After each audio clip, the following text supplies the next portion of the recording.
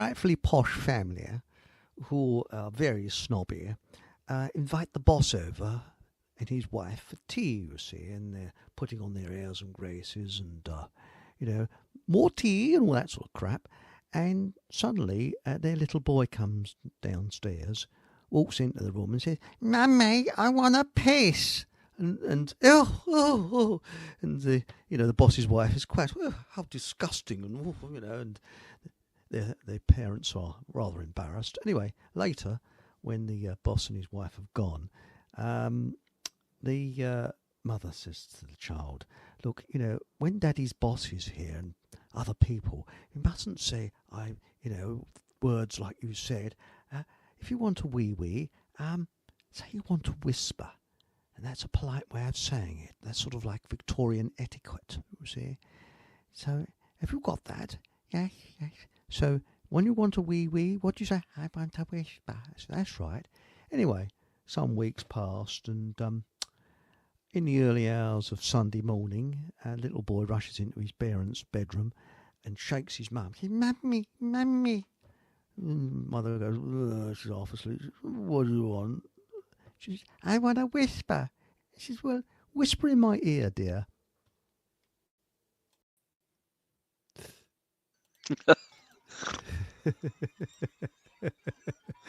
Yes, a disgusting joke. The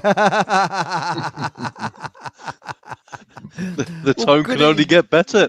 Yes, we start on smut and filth and just get worse as it goes on. Now, we've got Survival Oz 77 Steve. Oz. Hello. What's the Oz? Oz 77. Have I missed something? What's the Oz? Well, all might be reveals. What if the number 77 had specific meanings to the nature of reality? 77 That's going to leave Brigade? you. Oh, you spoiled it. I hope they're watching tonight. I've got some fond words to say to those guys. Evening, boys. Losers. Sorry, not you.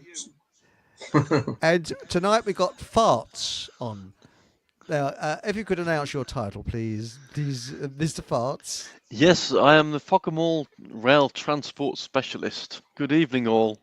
That's it, and Minister for Transport as well. Good evening, everyone. And Mylene is on. She's the first one on. And what's happened is StreamYard, excuse my language, pissed everything around. And I don't know where I am. I can't do an outro on it. How I did that intro, I do not know. And it's you've got to pay for everything now, so it's a bit crude. So I hope they don't sort of cut us off after 2 hours or something. But if it disappears suddenly, we know the reason why. But what if? What if? Now, I was watching Godfrey Bloom today, and he's saying, what if the banks... Now, apparently the banks are on tenterhooks all the time. And you know that, we were saying before the show starts, you know that what we've got with the insurance, I think it is, that if the bank goes tits up, you will get, your money will be okay. Well, apparently it won't be okay. It's bullshit. If you've got £100,000 in the bank, or you're lucky enough to have £100,000 in the bank, you will get, wait for it, I think it's £35 or £37 back. It's a bonus. Hey, bug. So let's think: 100,000 gone, but look on the positives of you've gained 37 or 35 quid. I can't remember how much it was. But it's I could probably understand why it'd be 35, given that 35 is important in their world numerology wise, as that Satan equals 35. Yeah. That would sum up the banks. Yeah. Yes. I'm having the last laugh with the banks because I've just basically got nothing in them. Good for you. Well, the thing not is, on you purpose. Well, if you do get any money, buy sovereigns. Yeah. Here, you like this? Money means, well, let's break that word down. Mono, eye. Mono, one eye. Oh, one eye, money. One eye. The eye of Lucifer. That's interesting. Interesting, yes. That's what it means. That's it. Now, Marlene reckons that Your 77 is 7-7 portal. Could There be. we go. Sue Sparkle. Hello, Sue. Evening all. Hey. Hello. Up in Blackpool, I believe. Sunny Blackpool. But no, when you think, I was thinking this today. There's loads of people thinking about having alternative currencies and things like that. But are the big boys going to sit back and watch us have an alternative currency? I don't They're going think to so. make sure it's unsuccessful. But I did think of a way we could do it. Why not? We use silver sovereigns and just instead of notes, we use coinage for everything like they did in the sort of 16th century. So you go to a market and that'd be, something like, I don't know, a sovereign, which is, I think it's about, half sovereign's about 30 quid now, isn't it? I don't know. So if something's 30 quid, you give them a sovereign. And you can break it down with loads of bleeding coins. You'd be weighing a ton with coins, But it's a possibility. We could use the coins that are already in circulation for our own currency because it'll then be cash. Well, can I put something across there though? Yeah. Because I suppose if we're still paying out cash for items, then we're still in their system. Yeah. Ultimately, I suppose what we should be doing is a bit like not necessarily a bartering system. But for example, if you, Chris, kept chickens, you might get an excess amount of eggs. Steve might be really good at timber work or lumber, that sort of stuff. Yeah. So what you would do is perhaps say to Steve, I need a shed building, so I'll supply you with 2 weeks worth of eggs, and in return, can you build me a shed? I sort of do that already, actually, to be straight with you. I do DIY for the local people, and they pay me sort of, I got a push bike out of it, and they just sort of... Is that why you got 7 push bikes? They paid you in bikes? Yeah. I've had 2. Yeah, pay me in a bike, yeah. Yeah, my neighbour I'll did fix your shed for you if you can give me a bike. There you go, it's a BMX. Yeah. I had a mobile phone for some work I did for some. Yeah, because I like asking for money, so I say, oh, yeah, I'll have that. And I say something like, hey, I can pass all my old shit on to you. Hey, I'm all for that, bartering. Yeah, I like the bartering network, yeah. I think that's one way we could actually cut these. Am I allowed to say the B word? Yeah, you can say the B word. Bar stewards, yes. Yeah, that would be one way to keep the bar. I don't know who you're talking about. The lovely people at the top, those lovely people illustrious who care. Leaders. Yes, the ones who care so much about us that they want to poison us and kill us. Yeah. Yes, that's quite right. Strangely enough, that's what I want to do to them. Sorry, you were reading Mylene's text out there, weren't you? No, that's all right. No, we got all discombobulated. No, it's just spirituality. It is a 7-7 portal, Sirius gateway. Sirius gateway. Yeah, good point, Mylene. Hi, Mylene, by the way. Yeah, Sirius. Because Sirius is important to the 4th of July, believe it or not, which was recently. 4th of July, which is Independence Day, is actually, the reason why it's such a day of celebration is because it relates to something called the solar aphelion, which is the furthest point Earth is from the sun, but it's also in conjunct with Sirius, the dog star, which is sometimes referred to as the blue star. I might have mentioned this before, but you'll like this little connection. The blue star, the dog star, Sirius. Sirius is the revered star of Freemasonry. There's Sirius also relates to Isis as well, the Egyptian goddess of the moon, Isis. But the blue star. Now, if anyone's from the northeast, they'll know that many of the pubs in the northeast have got an illuminated blue star outside of them. Now, that it's like a logo of the Newcastle breweries, which I don't believe exists anymore, but that logo still kind of remains. And you might see it on the strips of Newcastle United, the football team. Bearing in mind that Newcastle United wear black and white, like the black and white Masonic checkerboard.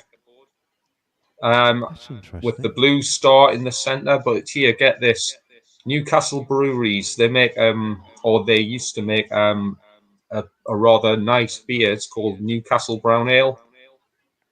I'd highly recommend it.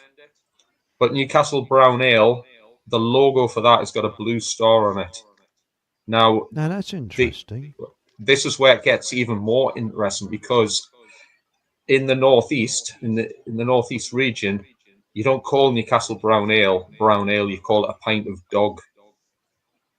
Funny that, isn't it? Yeah. Is that how you get the dog's ghoulies? That was the name of a pint, wasn't it? I like the dog's ghoulies. Well, it's not exactly in those words, but I thought I can't really make it. We're on YouTube. And it is before 9 o'clock.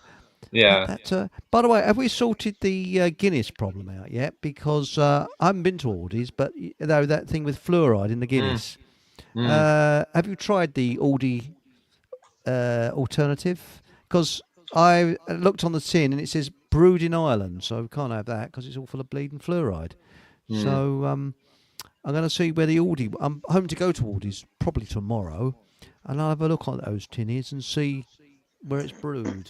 Now, well, do you know that I was going to say that they do a nice stout in. Do you know the Brewdog breweries? They do some phenomenal beer, by the way. Actually, really? I'm drinking beer tonight again. Good. Anyway, Brewdog do some great beer, but shame on you guys because you don't accept cash in any of your outlets. So, bunch of losers. Brewdog, bunch of losers. Brewdog. I don't think we get that down south. Brewdog. Don't you? I don't think so. I've never heard of it. Oh well. I've said I don't drink. Haven't. Last time I drank was I did have a Cobra 2 years ago, and I felt like shit. And no. Well, I don't really. I mean, I might have literally a tin of Guinness once every 3 months, something like that. Take it or leave. I don't have much, but funny enough, there is a Weatherspoons in Hoddesdon. I think that's called the Star. I can't remember whether it's a blue star outside or not. That's interesting. Yes. And now I've got DJ B2 getting a bit twitchy about this coinage. He's really getting a bit twitchy about this. He said, Britannia silver coins come in many sizes. The smallest one, 1/10 of an ounce. And he goes on to say the 1/10 of an ounce is around £6 a coin. Okay. He seems to know his stuff. That's right. And the ounce coins are around £40. Now, this is an interesting one. I got a second-hand mountain bike for my wife at the car boot sale yesterday. It seems like a fair swap.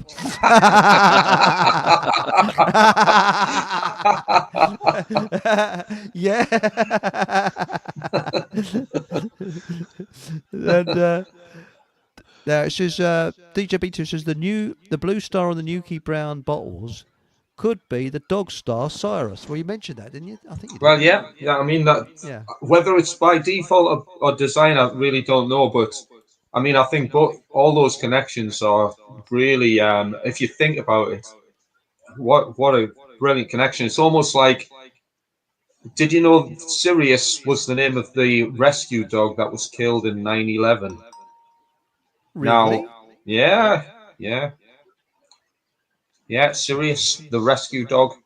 What's the chances of that?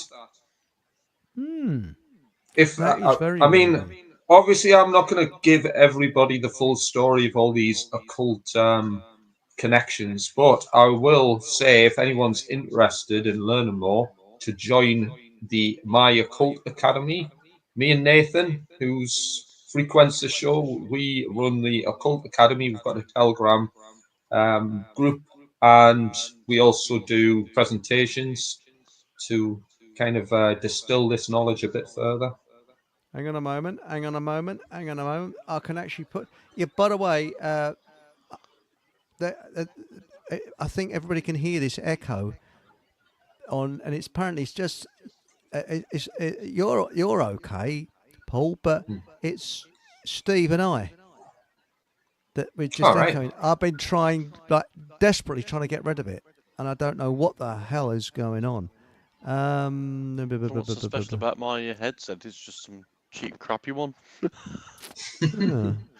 Now let's have a think. I'm going to do something in the mic settings here. What about that? No, does that make any difference? No. Echo cancellation. Now it's made it bleeding worse, isn't it? Echo cancellation.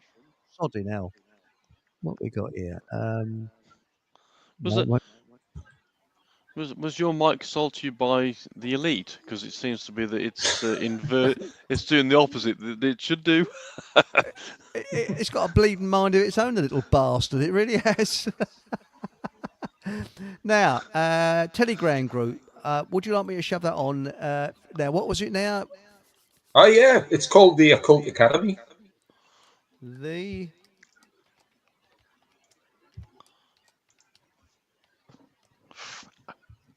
It's at the bottom of my name on your screen.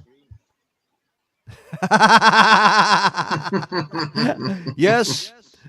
How not to be observant. I'm getting on a bit, you know. Silly sod.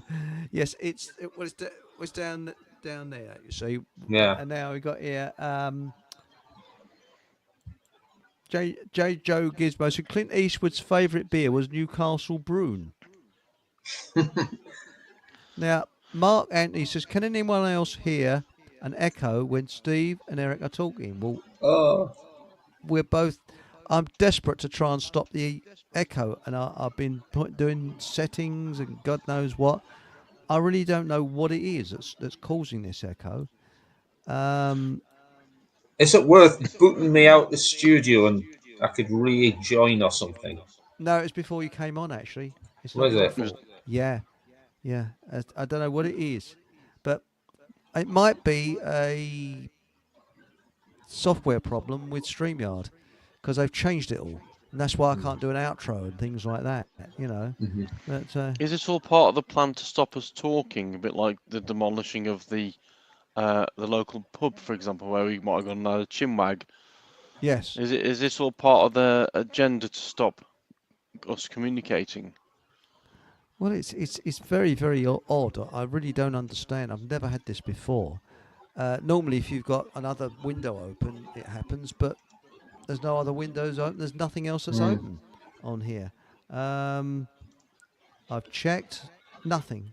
So, hang on, I'll have a quick look at the other windows, see if there's anything that's open here. No, definitely not. Oh, screen's gone blank. What's happened? No, nothing there. So, it's very, very odd. Yes. I'm sorry, folks. I just don't know what it is that's causing the echo. I've tried everything. It just won't stop. So I'm wondering whether it might be. I know every bad workman blames his tools, but it might be StreamYard because they've changed a lot on here today. So, you know. Well, going back to the subject about what if, obviously the world that Steve and I now know about with Geometria and the numerology and stuff, what if all the events that take place aren't actually what we think they are? Because let's be honest, we know they aren't what they say they are. Like the 7/7 things. Am I allowed to talk about 7/7 on here or not? Yeah, why not? You know, because be boot almost. I've had a bit of a look into that, and I think I said last time we were on about the two tube trains that were blown up. One was car number 204, which matches London in Geometria, and the other one was 216, which is a big number, which is 6 times 6 times 6 gives you 216. But then I had a quick look at the bus. Apologies to anyone who's offended by buses in the audience or anything. But that bus was blown from the back, and quite a lot of the panels are still there, and apparently quite a lot of people died on that bus, and yet there's no blood and guts all over it. So they seem to have destroyed a bus, but all the bodies seem to have stayed intact. What if they just blew that bus up and there was nobody on it? And do you know where it was outside? Oh yeah, I do. The Tavistock Centre. That's the funny thing, because there was blood on the entrance to Tavistock. Now that kind of ties in with the sacrificial offerings, where the blood of a sacrifice, usually a goat or a lamb, would be painted up over the door. That was, that was just very, very unusual. I mean, there was actually 4 suspects, if you like. I don't know if you could say the T word on YouTube, but you know what I'm looking for. There was 4 suspects. I think one kind of departed the scene, or didn't arrive, or whatever. What I forget exactly, but there was 3 suspects with 3 devices. Let's put those numbers together. 33. But that's just one of many, you could say. Well, that's right. And Richard D. Hall did a massive exposure of that. And he reckons they were patsies. Well, without a doubt. Well, if you look at the list, I mean, I had a quick look at this the other day just to see its links and stuff. I mean, I did quite a bit of decoding on it. So the individuals that did the destroying, shall we say, one of them was I don't know if I'm allowed to say his name, Shahzad Tanweed or Tanweer, and his name equals 67, which is an exact match in gematria for blood sacrifice and human sacrifice. To name but one. That's interesting. And then we've also got he's also got a 68 in there, which matches the Freemasons and murder suicide, which says quite a lot. There's other ones on there. Every one of those 4 people concerned all linked to a ritual in some way. Their names match ritual in some way, shape, or form. Even down to the bus was fleet number 17758, which, if you add those numbers together, gives you a 28. And the registration plate of it also equals 28, and 28 equals psyop and kill. Interesting. Now, I can't. Jojo Gizmo says I can't hear any echo. And it says here, Aunt Sally, evening folks, bit late because I just jumped out of the bath. Really? She's been camping. We need proof of this, Aunt Sally. You ought to take the camera in, put it in the bathroom so we can see, that you're definitely coming out of the bath. I smell better than I have all weekend because I've been camping. Yes, I think our Prime Minister does a lot of camping. So he goes, well, hello. Yeah, he's not putting poles in the ground, though, is he? No. Actually, Starmer is ill. He is definitely mentally. There's something wrong with himself. Says I can't hear an echo either. Oh well, that's good. Well, please, Paul is okay. And Stephen Truseeker says hello. And then Aunt Solly says, oh yeah, can hear a slight echo when Survival Steve is talking. It's his fault. But I'm echoing like anything. Now we've got here, Marlene says there is alternative glitching because of the energies today. And regarding the tube thing, those suspects were set up, yes. I'm not sure if you can still see it, but I know that Richard D. Hole did a fantastic job of exposing that. He really did. And, patsies. Because the British government, they don't give a shit about the people. You are an easily expendable item, as far as they're concerned. And that's it, really. But the what-ifs, I think that when you look at the situation around the world, they say, we're close to World War III. My feeling is bullshit. It's all a stage. All to get us frightened. All fearful. Because I question whether nuclear bombs actually exist. I still do. There seems to be... What's your feelings on that, Paul or Steve? Do you think they exist? I'm questioning it. I just question whether they do. I don't think they do. Sorry, Steve. Go on. No worries. Go ahead. Yeah, I don't think they exist. So I think it's been used to keep us in fear, potentially. Yeah. That if every time Russia's mentioned they're a nuclear country and And that gets the fear up of the people who are listening in on the news, because they think, oh no, at some point they might press that big red button. If they really were going to do that, they'd have done it. They've had all these years of all these conflicts, and they'd have done it. They'd have done it by now. Well, there's a couple of interesting things to bear in mind when it comes to what you could class as nuclear weapons, whether they exist or not. But early experimentation with them were sort of dual purposed, because there was and again I'm going by very sketchy recollection here, but there was a project to create what they termed a homunculus, which is essentially an entity using nuclear science, and I believe some of the tests were in order to propagate the creation of a homunculus, which, whether that was successful or not, I do not know. But what is interesting is, and again, some of my presentations have kind of pinpointed this, many of the tests of alleged nuclear devices have been on significant dates in the occult calendar. So solstices, equinoxes, etc. There's a massive pattern there. It's not just occasionally this happens. This is like very, very frequently. And this is from all nations.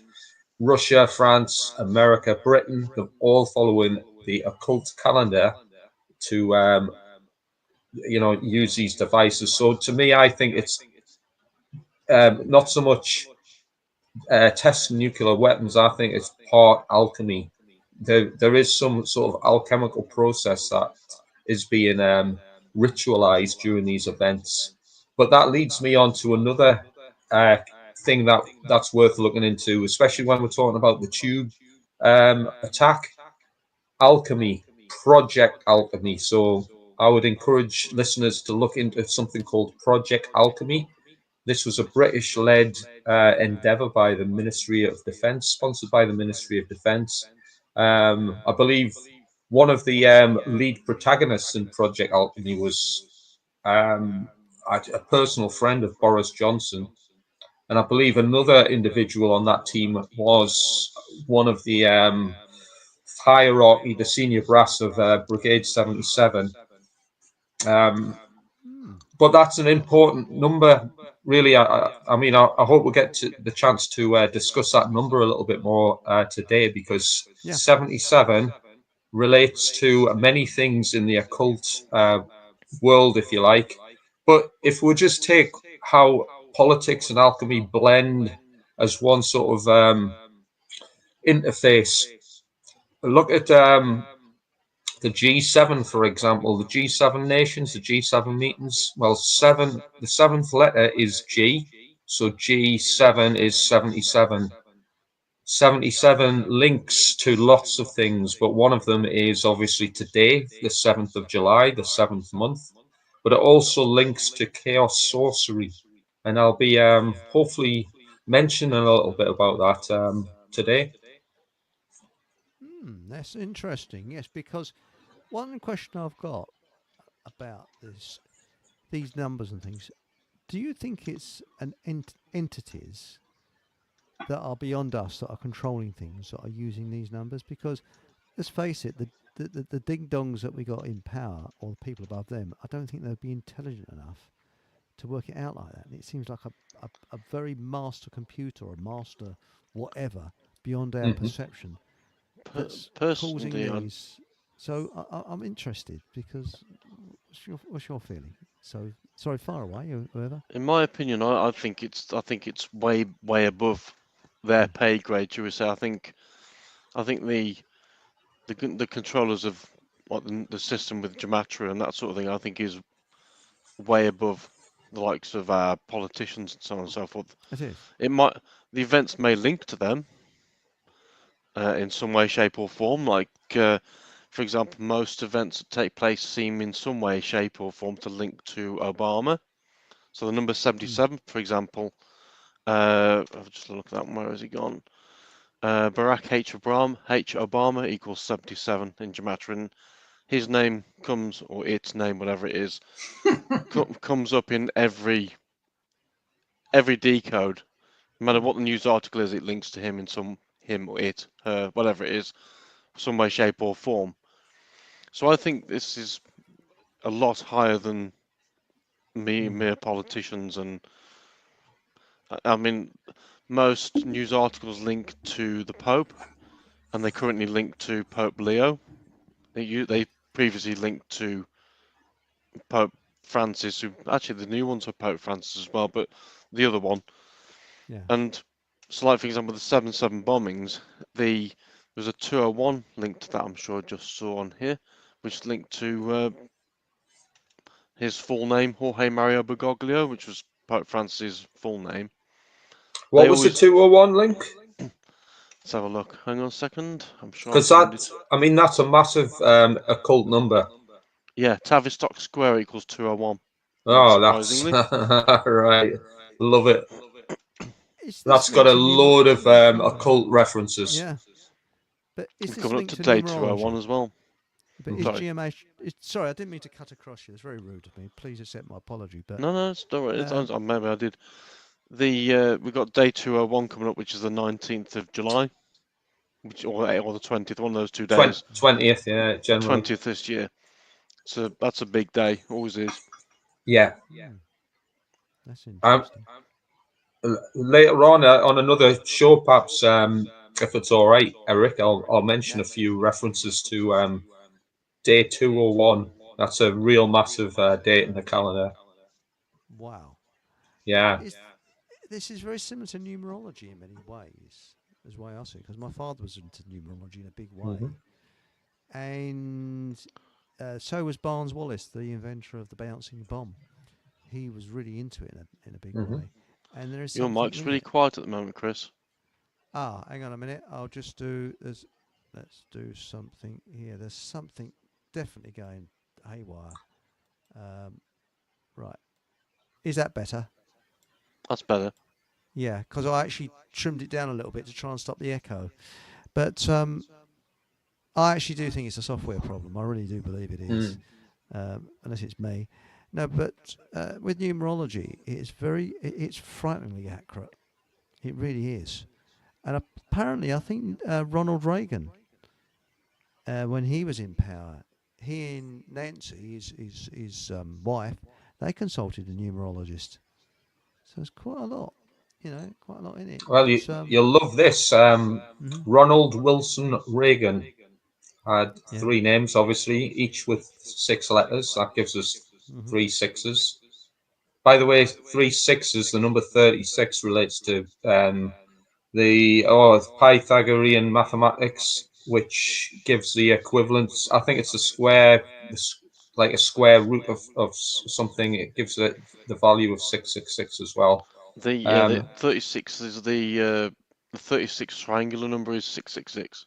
That's the one. Thank you. So we'll find that cropping up quite frequently as well. And not only that, he actually lived in Bel Air, which I call Bel Air, which is a district of Los Angeles, the city of Lost Angels. But he lived on number, and you'll love this, number 666 St. Cloud Road. Wow. Swear to God. These occult numbers crop up more at Ronald Wilson Airport, which is in Washington, D.C. And you might have seen that on the news recently because there was an aircraft crashed into a helicopter there. Now, this is a little bit peculiar because there's 3 runways, I believe, at Ronald Wilson Airport. There's runway 22 and there's runway 33. So we've got 2 massively occult numbers. 22 is the master builder, and obviously 33 relates to Freemasonry and so many other things. The aircraft that crashed, that was on approach to runway 33. Now, if we... one thing you might need to know is a little bit of a bit of understanding into this dynamic is the Washington pentagram. There's an inverted pentagram built into the city streets, the architecture of Washington, D.C., and the lowest apex of what's classed as the highest sigil of Satan, which is an inverted pentagram. It actually points directly to the White House. Now, that's a bit peculiar, but if we measure this pentagram, if we measure from the top apex of the pentagram to where the incident with those two aircraft were, it was 6.66 kilometers distance from the top of the apex to the site of the accident. Now, if you think that was a strange coincidence, if we take the exact same measurement point, the top of the pentagram, to the site of another aircraft accident in 1982, I believe. It was in January 1980. An aircraft took off from Ronald Wilson Airport, crashed into the Potomac. It was a distance of 3.3 kilometers. 33. Strange, that, isn't it? That is strange. But when you look at the Pentagon in America, they started building it on September the 11th, 1941. Isn't that strange? There's no coincidence. Speaking of 77, the Pentagon is 77 foot tall. Really? Flight AA-77 crashed allegedly into the 77 foot tall Pentagon on 9/11. And the flight time was 77 minutes. What from from takeoff to land to crashing, and the Pentagon sits at the 77th degree. Yeah, that's right. There's 4 77s linked to that, and people still tell me it's just coincidence. Yeah, of course it is. And Boris Johnson was the 77th Prime Minister, and Chris, can you guess what date he resigned? No, come on. It was the today's date, but 4 years ago, whenever it was, 7th of July. Wow, that is something. But because it's the number of chaos magic. But do you look into numerology as well as this geometry? Yeah, it's a tool of it's an occult science, is geometry and numerology. Yeah, it really is. But the way my father did it, he for the rest of his life, because he got a book sent to him when he was in Malta by his sister, called Horoscope, and he got all the information from there. He had a very calculative mind. He should have been an accountant. I mean, he's very, very good at numbers and things. And when he went to Egypt, it got stolen. Somebody rifled through and stolen it. And he, from the wartime to the day he died, he looked for a book like that, and he could never find it. He never found a book called, it's a sad thing. He never found that book. But it was it 369, 247, and there was another set of numbers. I'm doing this from memory. And he worked things out from there. And he reckons World War II was all 369 all the way through. And it was 369. But every event that takes place. So, if there's any football fans in the audience, we had the recent ritual of Diogo Jota. It's probably pronounced completely different to that, but so be it. So these all link to every event that takes place is linked in some way, shape, or form. And with celebrity deaths, it's always linked to either their last birthday or their next birthday, and the day of the year comes into play, which is your date numerology. So he died on the day 211 of the year, which human sacrifice ritual equals 211. and he died 30 weeks and 1 day after his last birthday. He also died, his death date was also 3 months, 0 weeks and 1 day, so there's two 301s. And the higher the number you go, the less chance of matching with anything in Gematria, and yet Masons equals 301. And even down to things like he wore shirt 20 and death equals 20. Oh, There's so many links to it, but the best one, of course, is that it was the 3rd of July, which the date can be written either 3-7 or 7-3, and 73 in Gematria equals ritual, sacrifice, and also sacrifice. These things come along when we see them on the news, and it's it's sad that this individual's died, and they get all people all sad about it. If everyone understood how it really worked, they wouldn't fall for it. They'd see through it all. They'd realise that they'd do a quick bit of research. Oh, hang about it's 73 today. Oh, he's a ritual sacrifice.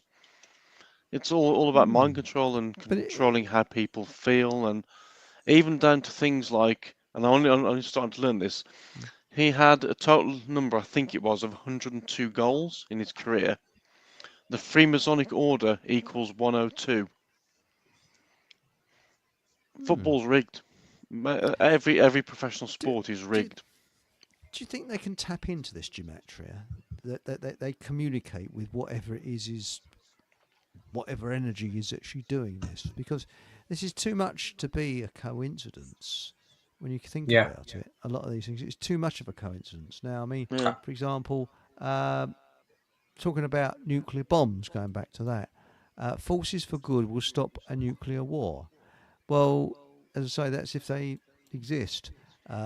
Whatever type of bombs they are, I don't want the buggers being dropped on us. No, nor do I. I don't think anybody does. And this is a good one about the 7-7 thing. 7-7 and ripple effect was very good. That's Mark Antony.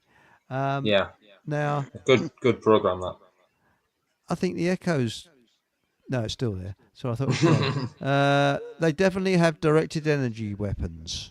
They showed that. They showed that. If you've seen the film Independence Day, when they show the spacecraft and it fires down that building and destroys it, that to me was them saying to you, "This is what direct energy weapons do." The same with, I know I mentioned this before, the fires on Maui, and you had the blue roofs.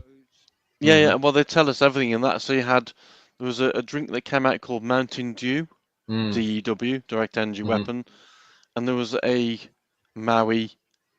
Oh, it was Mountain Dew. Isn't it? There's a Maui flavour.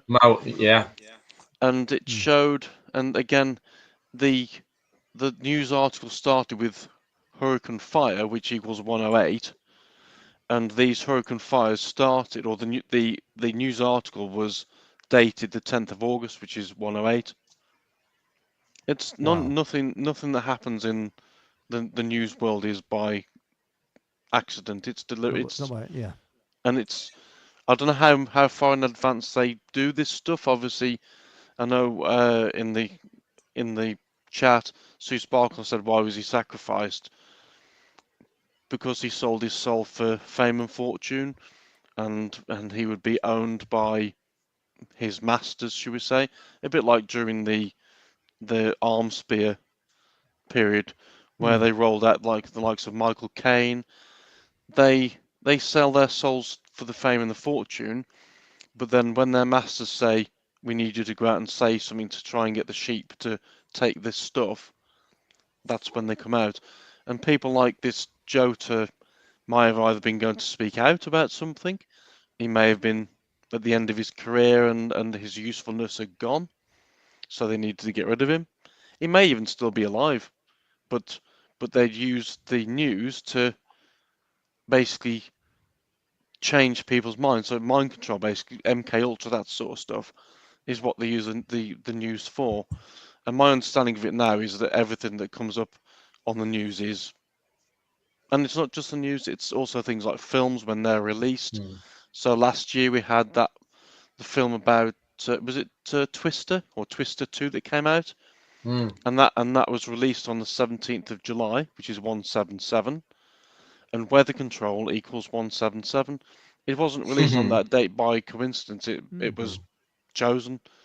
And like Steve was saying before about the helicopter crashes, helicopter equals 666, and the amount of celebrities who die in helicopter crashes. A good example is Colin McRae, or who's the Kobe Bryant? Kobe Bryant. Yep, he's another one. Yeah. Both of those died. One of them died at 41, and one of them died 41 days either before or after their birthday. And both of those 41 links to Skull and Bones, which is something they're all part of. Yes, as Stephen Truesfigure said, they definitely have energy weapons, and I think after cabbage, Guinness, and duck eggs, I have a directed energy weapon as well. I've been out to clear areas. If I can just kind of redirect on somebody's point earlier, about weapons in general, whether it's direct energy weapons, nuclear weapons, conventional weapons, or any other type of weapons, what we've got to realize is, and again, I'm putting my soldier cap back on here, they are not fighting an enemy, they are fighting the war against our minds. All war is not, even World War II, for example. Most people think World War II was a clash between superpowers involving Europe, involving fascism and all of these things. No, the war is against you. So this might be controversial because I know there's, especially in the truth scene, there's a lot of people who are kind of behind a certain German chancellor and his his strategy during World War II.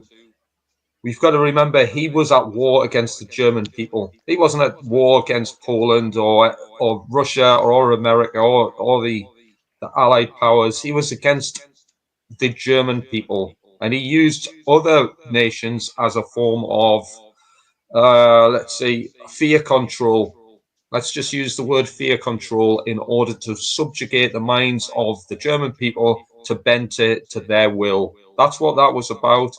Whether there was other protagonists involved in that situation, well, guess what? This is how it works. The fog of war is to cause fog and the lack of clarity in the human mind.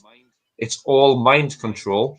So whatever weapons they're deploying, they don't really care what the war's about. They don't care who the enemy might be. The end result is they have you, i.e. us, under their thumb. That's how war works.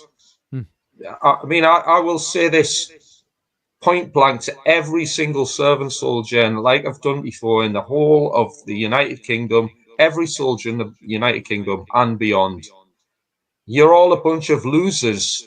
You need to wake up, smell the coffee, and realize what's going on the world stage. It's all BS. It's all propaganda. It's all alchemy, and it's designed to keep people under mind control. They don't have, I mean, I mentioned the word Project Alchemy. It's all about subjugating people's minds through cognitive warfare and propaganda in order to keep them under control. And that's just a new wording, if you like, for what many people will be aware of from what was known as Operation Gladio. I'm sure you guys have heard of that before.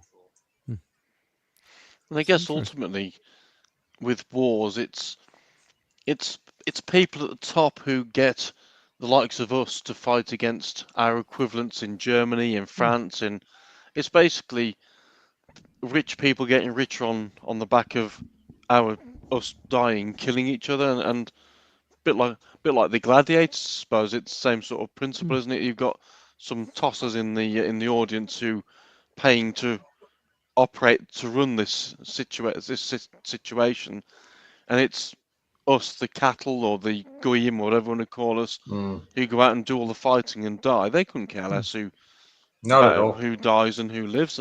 They at the end of the day get lots of money from every death. And our H friend that you were talking about, The belief is that he was actually a cousin of a certain Rothschild family. Yeah. Which also links to angular thingamajiggy does as well. Yeah. It's quite interesting because when you look at it, Germany was the almost identical culture to ours. And how they got us to fight Germany is quite incredible, really, because people of, I mean, when you look at some wars, they're against a completely alien culture. I mean, look at Britain that fought on the northwest frontier, I think in India, for years. They're against the Afghanistans, a totally alien culture to ours. So it would be not that difficult to fight those people because they are totally different. But Germany, same religions, everything. It's only the language that was changed, that was different. That was all, really. Yeah. And really, it's true what you say, Steve. Wars are fought in the hearts and minds of people. And my personal... No, go on, you speak. What I was going to say is wars are fought by forgotten heroes for lost causes. All of them. Yeah, of course. I mean, one of the kind of biggest technique they use to propagate warfare is something called polarizing dialectics. It's essentially you've got two teams, and that could be anything. It could be black, white, rich, poor, French, British, German. It makes no difference. If there's enough propaganda to demonize one group against the other, which has been, I mean, if anyone's watched the news in the last 5 years, that's what the news is. It's how to establish polarizing dialectics and build up a narrative in order to control the minds of the people who fall for the propaganda in the first place. That's what Project Alchemy is about. That's what, I mean, if anyone looks into Operation Gladio, that's what that was about. It was about, and in essence, it doesn't matter if innocent people, non-combatants, get killed and injured. That's how you destabilize people's conscience because of involving civilians into a warfare arena, which is nowadays what they term terrorism. That's what many of these things are, if they're false flags. And I can't say every single thing that's on the news is going to be a false flag psyop, but I would say a great deal of them will be. And what I would say to that is, why do you think the secret intelligence services are secret? Why are they secret? And not only that, why do we have a myth that the secret intelligence services are a force for good? It's because we've all watched James Bond films and we automatically come to the conclusion that these entities must be, superheroes in disguise, doing great work behind the scenes. No, these are propagating warfare to subjugate their own people. Just like Brigade 77, we've mentioned that number, 77. That's what they are. They're just dorks who fall for communism and they're basically spying on their own brethren. That's what they are. Well, look at the Stasi in East Germany. Those people now are old age pensioners, and I wonder how they feel. They spied on their own people, did some terrible things, the Stasi, but.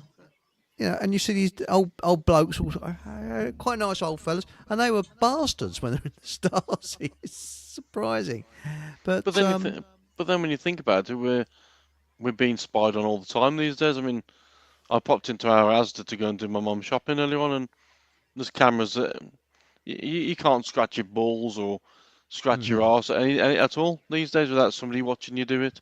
You know what I mean? I wish they actually had sound though, because we're quite happy to let a few loud farts rip. You know what I mean? Give them something to laugh at.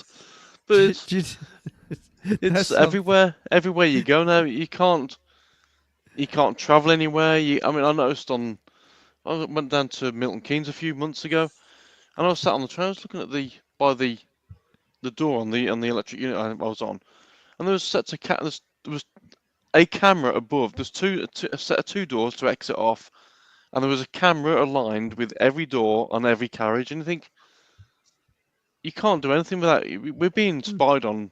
It doesn't need, like the Stasi, as you were saying.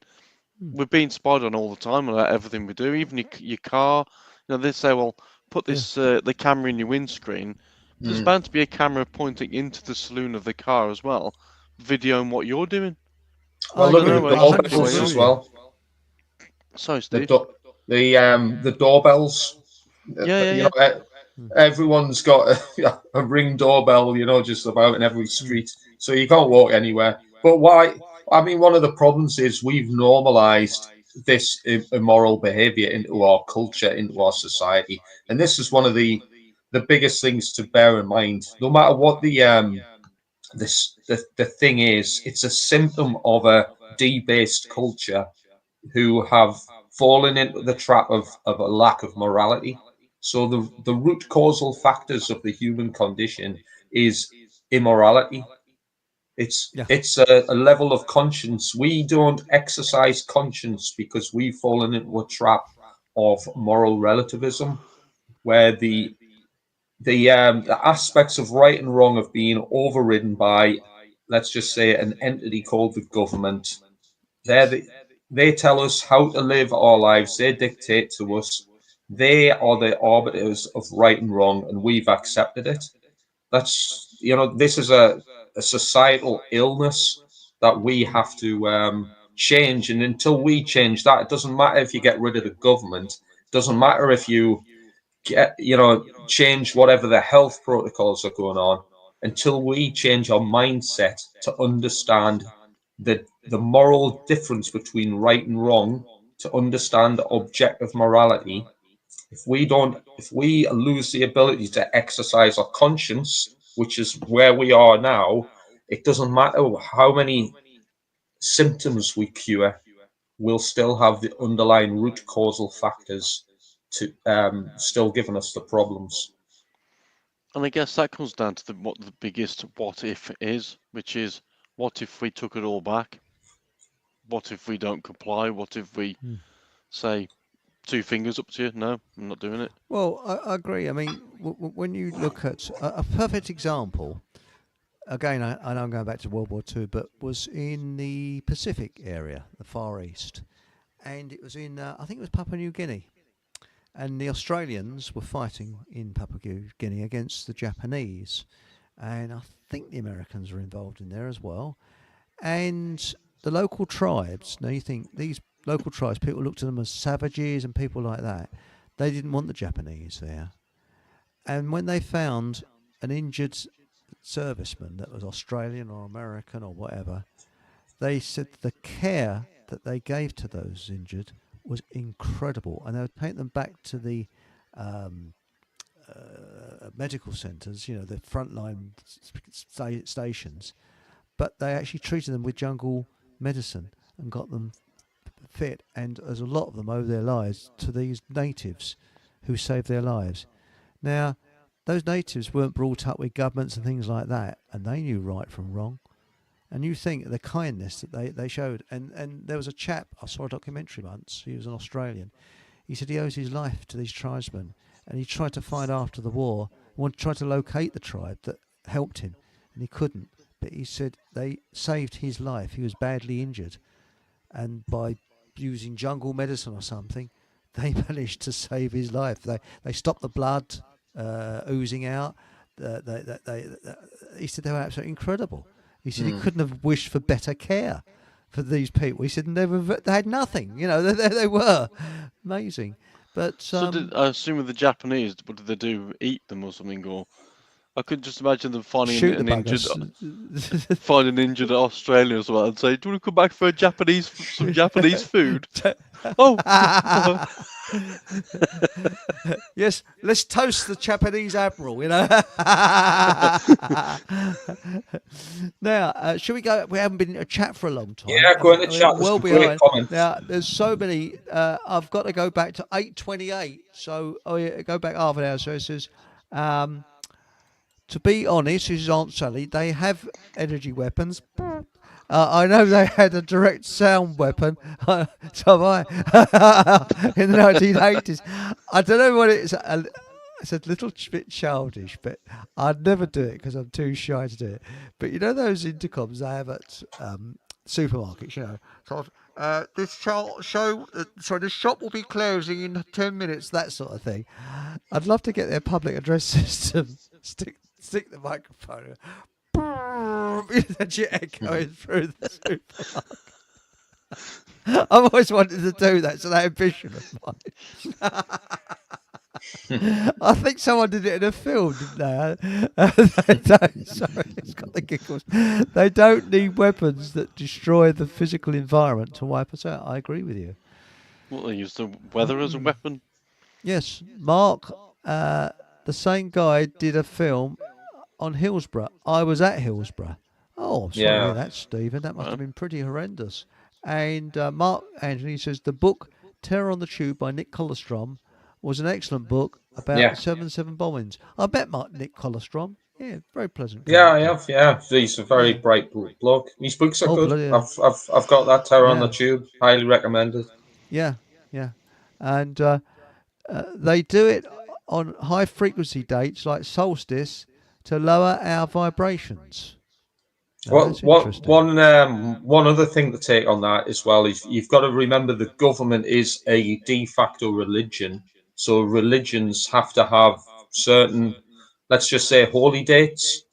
So the holy dates used in Satanism, in any dark occult practices, any government religious ceremony has to fall in line with the same thing, the wheel of the year.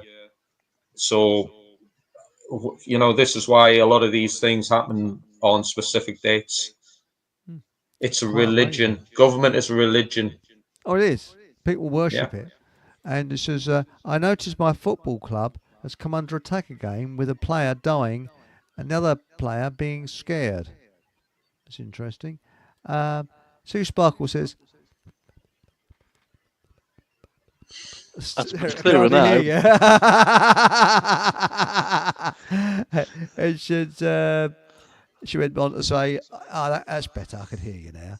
And says, Stephen Truthseeker, this is Mark Anthony, says, I haven't seen the Hillsborough film. He did. We'll have to search that out. Right, okay, here we go. And then we go. Hillsborough was the Feast of Moloch. That runs in conjunction with the Feast of Moloch, which is, again, that's another date that crops up frequently. Now, this is an interesting one from Ricardo. He says, Barry Soento, a.k.a. Barack Obama, Paul. Now, what are your decode on him? I've replied to him. I've put a lot of different ones on there. That's why there was quite a few comments on there. I've copied a lot of the ones off my spreadsheet just to show him the different versions. So, for example, Barack H. Obama which is why the number 76 is also very important. So his name has a value 76, 40, 248, and 77. There's that number again. And Barack Obama without the H is also 76. 76 is a big number in their world. Yes. 76 is comes up very common, very frequently. Now, and what about his husband? Sorry, wife. Big Mike doesn't tend to come up because he's not the star of the show, as it were. He's just the bummer back home, I suppose. There's still an echo. Yeah, I know. No. Yes, thanks, mate. And the book Terror on the Tube by Nick Colostrom is an excellent book. Yes, that's right, on 7/7 bombings. And it's got the Ronald Reagan Airport, you mean? Now, his middle name is Wilson. Oh, now, you think about it, cowboys. He was a cowboy. Yeah, I think he actually was a cowboy, didn't he? He had Big John Wayne. He had Ronald Reagan. You know, wouldn't have a cowboy called Wilson or Derek, would you? You know, here he comes. It's Derek the cowboy. You know? He was an actor, after all. And he done a great job acting as the president. Millions of numpties believed in him and fell for his phony usury scams. Well done. Ronald Reagan. But they reckon that if their World War III would start, he'd even sent a posse out to find out who started it. Sue Sparkle says, why was the Liverpool player sacrificed? I explained that a minute earlier on about the because they sell their souls for fame and fortune, and when their usefulness is up, or if they want to control people or get people upset and sad and all that stuff, they run these little rituals, always linked to their birthdays. Liverpool, I think there's been quite a lot of weird things happening there. I wonder if there's some connection. Do you remember the White Stag? That basically the White Stag running through, I think it was the Bootle part of Merseyside. A white stag is a mythical creature. It's like you don't get a white stag roaming around city centres. That's like something out of a fairy tale. Words to that effect, yes. Yeah, but this is. I'm actually writing an article about simulation theory. You could say it's more occult based, but simulation theory, because some of these events that go on in the world, these aren't just these are kind of, you could almost say, supernatural, almost as if there's somebody behind the scenes writing a program to inject these kind of weird notions in. But there's quite a few weird things happening in the Liverpool area. I mean, do you remember there was not only the White Stag, also had like Hillsborough. I think that was an unusual thing as well, but obviously tragic. But also there was another terror-related accident or incident there a couple of years back on Remembrance Sunday, 1 minute before the 11 a.m. bells. I mean, I think that was, I think there was more to that than meets the eye. Yes, that's interesting. Now, a question here. Mark Anthony says, question for Paul or Steve. Can you recommend a good book or web resource about gematria and numerology? I can recommend a couple of good video people to watch. One would be Joseph Acquaviva on YouTube. I'll send a link to I've asked him to come on here, but he won't do it. But he's brilliant at decoding. There's also Decoding with Cody. His decoding is with K. Cody is also a K. That's on YouTube. And I'll send you this link to the Geometrical, which is what I use for finding out all the bullshit that goes on, seeing what's in the. One sec. Take out technical error. Control V. There's the link to the Geometrical. That's what I use to find out the values of words. Over to you, Steve. I don't know about any books. I've not read any books on gematria. No, I've not read a single book on gematria. I'm not aware of any. I'm sure there will be, but I tend to follow Donut, who's an American decoder. There's another guy as well, but I forget his name. Actually, I think you referred me to him last year, Paul. Did I? Yeah, somebody did. Certainly Joseph is top notch, and he explains it really well. He's the one who taught me. That's where I learned it from. Okay. Is he a British lad, is he? No, he's American. He's based in Florida. Right. Yeah, really good guy. I'm just about to send a quick decode here, which I think might be quite of interest. Just give me a second. Now, Patrick says, practicing astrology and numerology in Catholicism are mortal sins.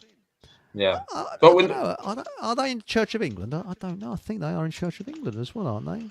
I think most religions will steer all their congregation away from understanding the nature of reality, because the priest class want to keep power over the congregation, and they can't go sharing esoteric wisdom to everybody, because then everybody would know what was going on in the world.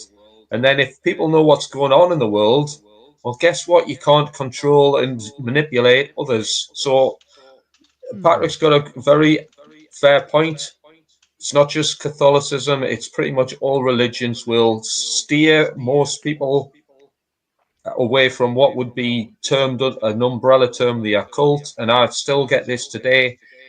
People telling me that, oh, you shouldn't read anything into that because it's all evil. And then I'm like, oh, well, what's your understanding of what the word means or what the occult is? And all I get is 99% absolute gibberish of people who've got 99% no understanding whatsoever.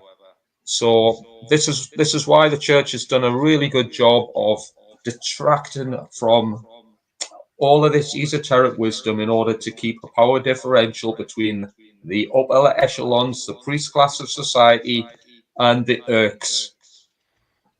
And the thing is, just remember, the head of the Catholic Church was Pope Francis, and even he died. I think I've mentioned this before as well.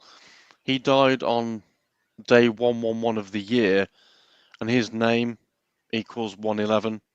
It's and more to the point, he was Pope for 13 years, 1 month, 1 week, 1 day, 13, and then 111.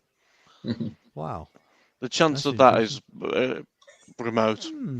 I've just quickly posted. Sorry. Go on now. I was going to say, I just quickly posted that in the chat about Liverpool are known as the Reds, which has a value of 79, 34, 110, and 38, and murder matches that identically in 3 out of the 4 ciphers. It's all. I was going to say, ultimately, numerology and many other instances of occult knowledge, all it points to, if you were to say, well, what does this mean? So again, I could tell you what I know, but you have to see it for yourself to appreciate this. What does it mean? It means we are part of a divine creation. Why? Because none of this stuff would exist if the universe was just a random coincidence, the product of a big bang in which a load of primordial soup turned into talking chimps who then got plum jobs in Parliament. Right? We live in a divine creation. The occult, the esoteric wisdom, alchemy proves it. That's why there's such a stay away from the occult, because guess what? Oh, because we don't want the general population knowing that we are part of a divine creation. We are the product of creation. But the word occult, people are fearful of that word. But it really, am I right in saying, Steve and Paul, that it actually means hidden knowledge? Of course it does. Yeah. It's 100%. It means hidden, and it relates to hidden knowledge, hidden or secret knowledge, just exactly what I've defined. Alchemy, esotericism, mysticism. It points to creation. Everything points to creation. It points, if you want to know which part of creation it points to, it points to ultimately the natural laws of creation, which govern the dynamics of human behavior. So if the congregation, let's just say the church has done a real good number on the congregation, or don't look into the occult. Why? Because when people find out that the whole human experience is 100% governed by the dynamics of their output of human behavior, they would change it for the better for everybody, and the world would suddenly be a slightly different experience, because the laws of human nature, the laws of natural law would be invoked to give a better circumstance to the reality we are subjected to.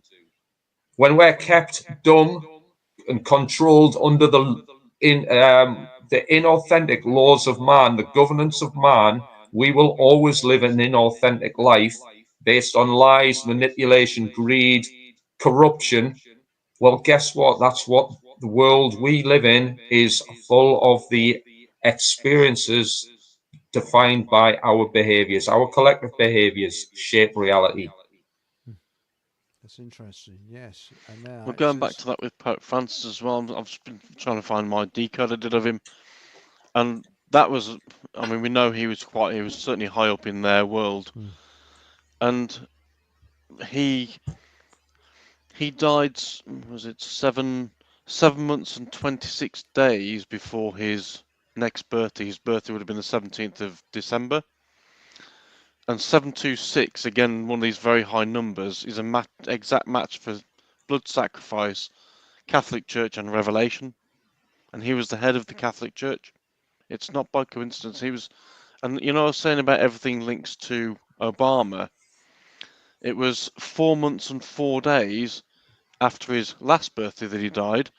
And guess who was the 44th president? Obama. They always link to him. Yeah. Every news article links to him. Her, it, that. Yes.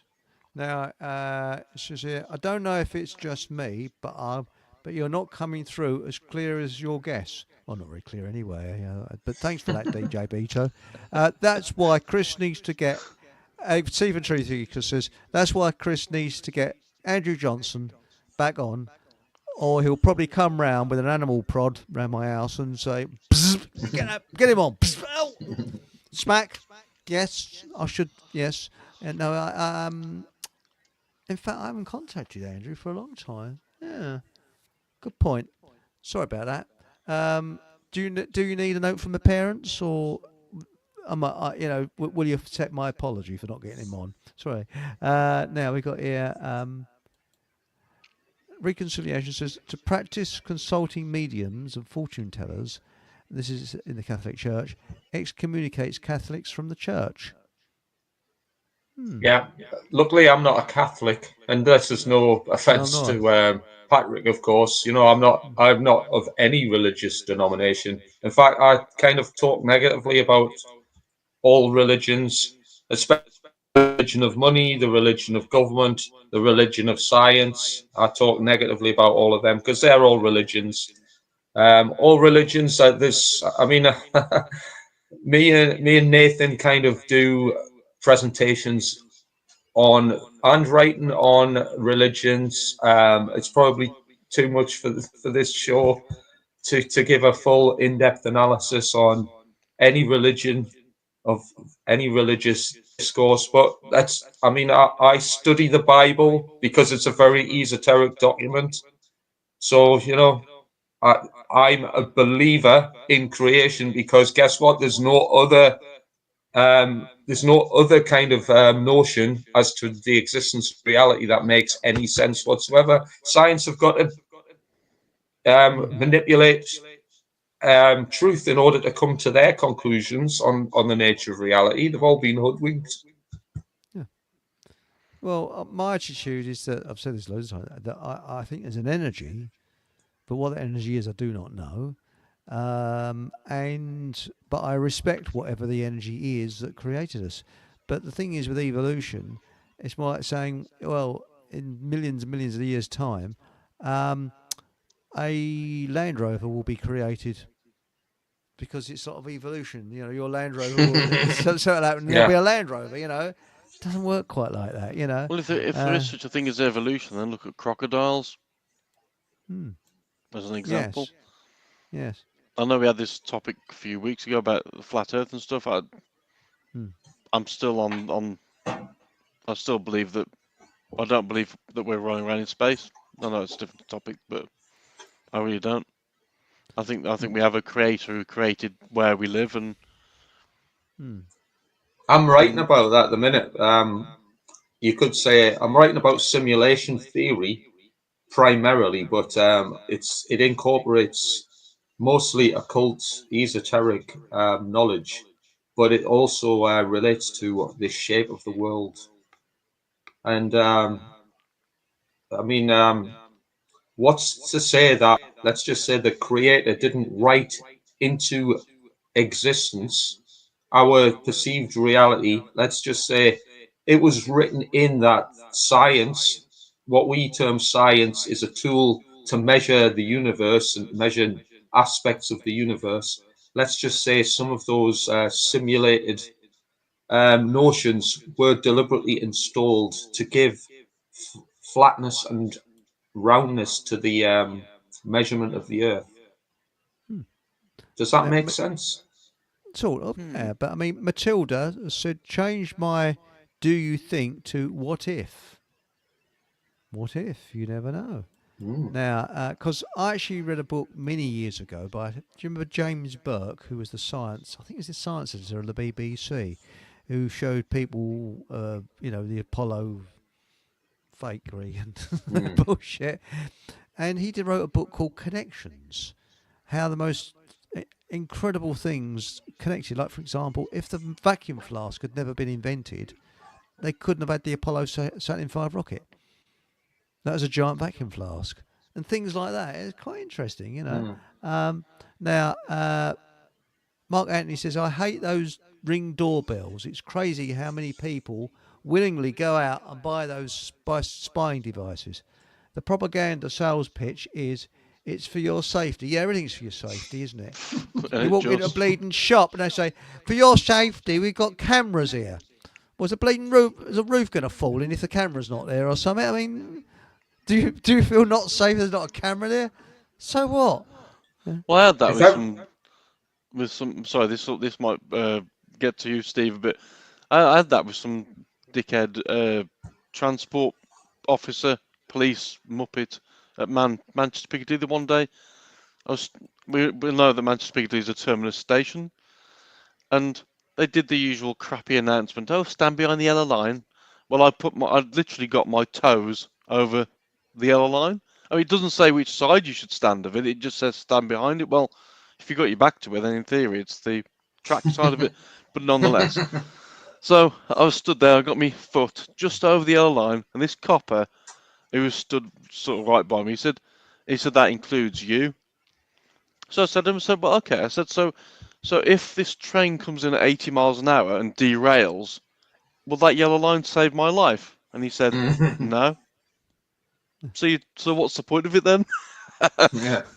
It's a complete dickhead. It's pointless trying to speak logic to a copper. I mean, he is one. If everything's for our safety, well, the first thing we'd have to do is get rid of the government and get rid of the cops, because none of them are for your safety. No, that's just very true. They're just there to rinse money out of you. Well, it's a bit like there's a sort of pavement near where I live, where it's like a bike symbol painted on it. But it's a bit ambiguous where you can ride on it or not, but there's no one around. And it could be. And someone said the other day, I stopped across at the traffic lights. Someone said, excuse me, do you know you're not allowed to ride on there? So I said, well, I'd advise you not to do it then. Took the person by surprise.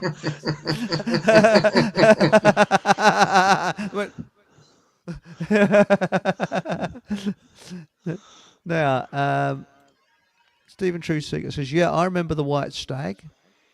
And I've always wondered, as Aunt Sally wondered, what was the real story behind the White Stag? Well, there's a couple of things on that. I mean, it is a mythical beast, and I mean, you could probably, if you've seen sort of fairy stories and what have you, there's always a white creature, and it denotes purity and innocence. It also kind of denotes something of a dramatic transformation, usually of a spiritual nature, into the consciousness of, let's just say, the protagonist of the story, the hero. It's part of the hero's journey. The White Stag denotes his kind of changing, where he's got his heart based in. But it's also kind of related to misfortune for anybody who has, ill harm done to it, and that poor creature got shot by the cops. So that to me is kind of, it's like an omen of the future. It's like, hey, sorry, police, I think your services are no longer required. That's what I'd say. to sharp shoot it. I mean, they could have tranquilised it, couldn't they?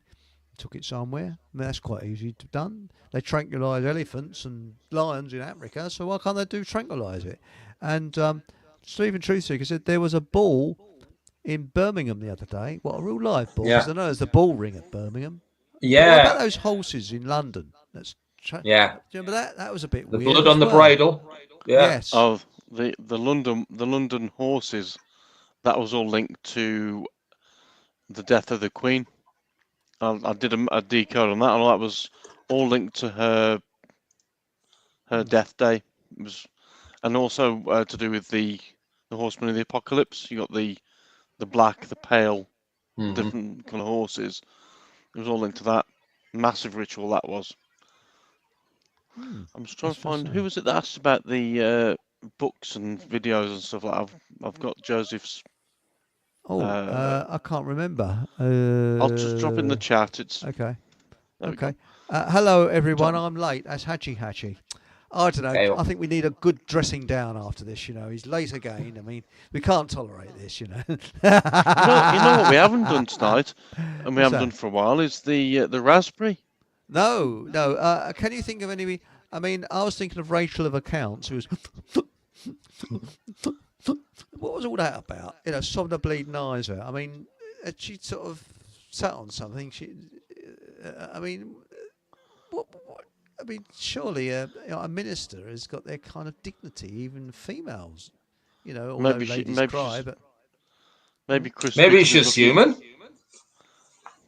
That's a thought, isn't it? Maybe one of the politicians is actually human. Maybe she just spent a night with Chris Whitty. As I've often said, can you imagine being injured and waking up after being unconscious and seeing him looking over you? Shit, they sent me downstairs. Take me to your leader. Liverpool Football Club has been targeted since the 1980s. And it's Maureen. Hello, Maureen. Hey, hello. Hiya. There's an echo. Yeah, I know. I can't get rid of the bleeding thing. I don't know why it's an echo, but I'm going to look into this. I'll be speaking to Paul English tomorrow, and we'll try and sort out what the problem is, because he's very, very good on software and sound and things like that. Now, crocodiles are, and look, prehistoric. Yes, I think they have been around for a long, long time. Now, where we go. It says here, it's best, this is David, says, it's best to sit on a two-dimensional fence when considering the flat earth. Yes. And the collective helped build the matrix for them until some of us woke up. Yes. Toilet cam is for your safety. Dear, yeah. But why is it Keir Starmer talking about toilets? It always looks as if he's just wet himself, doesn't it? Oh, I've wet my knickers. Oh, I mean, it's just something wet about him. Who is this Keir Starmer you keep talking about? Good point. Prime Mincer. Yeah. Oh, are people still listening to that buffoon? Yeah. What puzzles me about the Adam and Eve story is when I found out that Adam had previously been knocking about with a kinky blint called Lily. Yes, you know. Those bloody blokes.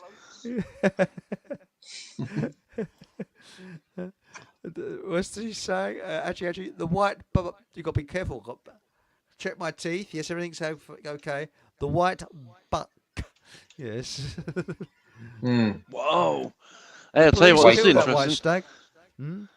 Just going back to Jota, the Liverpool guy. He, pretty interesting this. His death day was exactly 38 days after the bloke who apparently ran all those people over for the Liverpool tour. 30 and 38 links equals murder equals 38, as I've just shown. All linked. Oh, wow. All these events link every time. 38 days. So, someone's put a beauty. Rachel from accounts bought the wrong size butt plug. Can't read that yet. Ah, Paul. Hello, Paul. Can you stop the echo? Because we're echoing. What? What's that? Echo? Echo? Echo? What? Bang, bang, bang, bang. I've been trying. I don't know what the bloody hell's gone wrong, but I hope everything was okay on Butt, and we're okay on all the radio stations. Well, you've got an echo. I mean, it's not overpowering, but it's just a matter of isolating where it's coming from, and then making whoever's making it very wrong indeed. It's coming from one of you. It will be coming from one of you, but it'll sound like it's coming from all of you. Okay. Yeah. So the best thing to do is if everybody's not talking, when you're not talking, is to mute yourself. That's the simplest thing.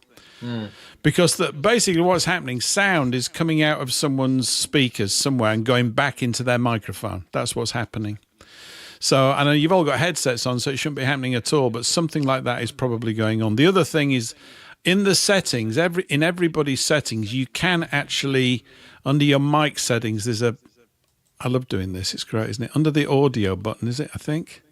I got it. There's echo cancellation. Now, if people tick that, it'll reduce the quality of the audio, but it should at some level remove any echoes that are occurring. Right. Okay. Does that make sense, or should I say it all again? It does make sense. Yes, I 100% agree with you there. But hey, it stopped. No, it hasn't. Right, let's have a look here. Echo cancellation. So I guess should we ask maybe the audience if Paul English is if Paul's mic is echoing? No, mine won't echo. Believe you me. You've taught it. Yes. No, it's just that basically there'll be a setting somewhere that's just causing it. So it's with one of you. Yeah, with one of you. By the way, one of you is very bad and naughty. Don't worry about probably it. Me. It just happens.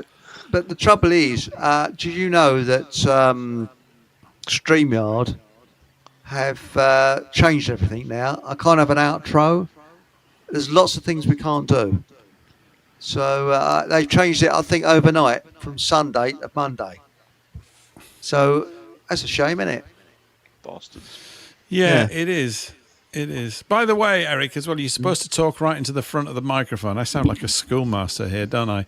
It's supposed to be just pointing right at your gob, and then you'll sound like you're on the BBC. How's that? Oh, I like the BBC now. Yes, that's it. Yeah, you're a bit too loud now, but yes. Yes, I will try and I'm going to try and get a thing to sit on my desk because I can't get it right in front of me at the moment. So yeah, if you want to do a quick test, look, if everybody mutes. Just mute yourself, and then Eric can talk, and we'll see if we get an echo. So if everybody mutes their own microphone, if you know how to do that. Now say something, Eric. I'm assuming everybody's muted. Okay. The echo has actually stopped. Right, okay. So now, Paul, let's go through it one by one. Paul, unmute yourself. Okay. Okay, now Eric, speak. Right. I'm okay now. No, I'm not. I haven't got an echo. No, it's back. So, no, I can hear it. So, Paul, if you remute yourself. Okay. All right. And then last one to unmute. If you could, yeah. And say something. Steve, if you could unmute yourself. Right. Yeah, that's me unmuted. How do I sound? You sound great. Eric, say something. Okay. How do I sound? And I'm not echoing. Fine. So there you go. We found the culprit. It's Paul. This goes through perfect. So, sorry, Paul. No do not pass go. Do not collect £200. Go straight to audio prison. This has been doing so well. I'm impressed. Yeah. I don't know quite what it, but whatever it, basically what's happening, Paul, is the sounds. Have you got full over the ear headphones? or are they just lightly on the top? You know, the ones that completely encapsulate your ears, like in an audio studio. Have you got those, or have you just got nice little light pad things? They sort of cover the ears, as it were. Yeah, it's the sound coming out of your speakers is going back into your microphone, and that's what's causing it. So, damn. This thing, I'm sorry. I've had no issues on this. What's changed? Have you got your echo back now, then, Chris? Yes. No, it's gone. The echo's gone. That's it. Apology accepted, Paul. Smack wrists. Staying tonight. That's it. You know. And by the way, Stephen Truthseeker, I 100% agree. Rachel Reeves is evil. And by the way, she's just thick. Yes. What do you think to Rachel Reeves? Didn't she used to be on the board of directors or the governors of the Bank of England or something? Didn't she? Something like that. No, nothing like that. I think she was the one that brought the teas round, isn't she? She was the tea lady. She's a lovely. Somebody somewhere must love her. Yes. Nobody here. Oh, hang on. What you got here? Echo value in geometry is 66. It actually really is. Yeah.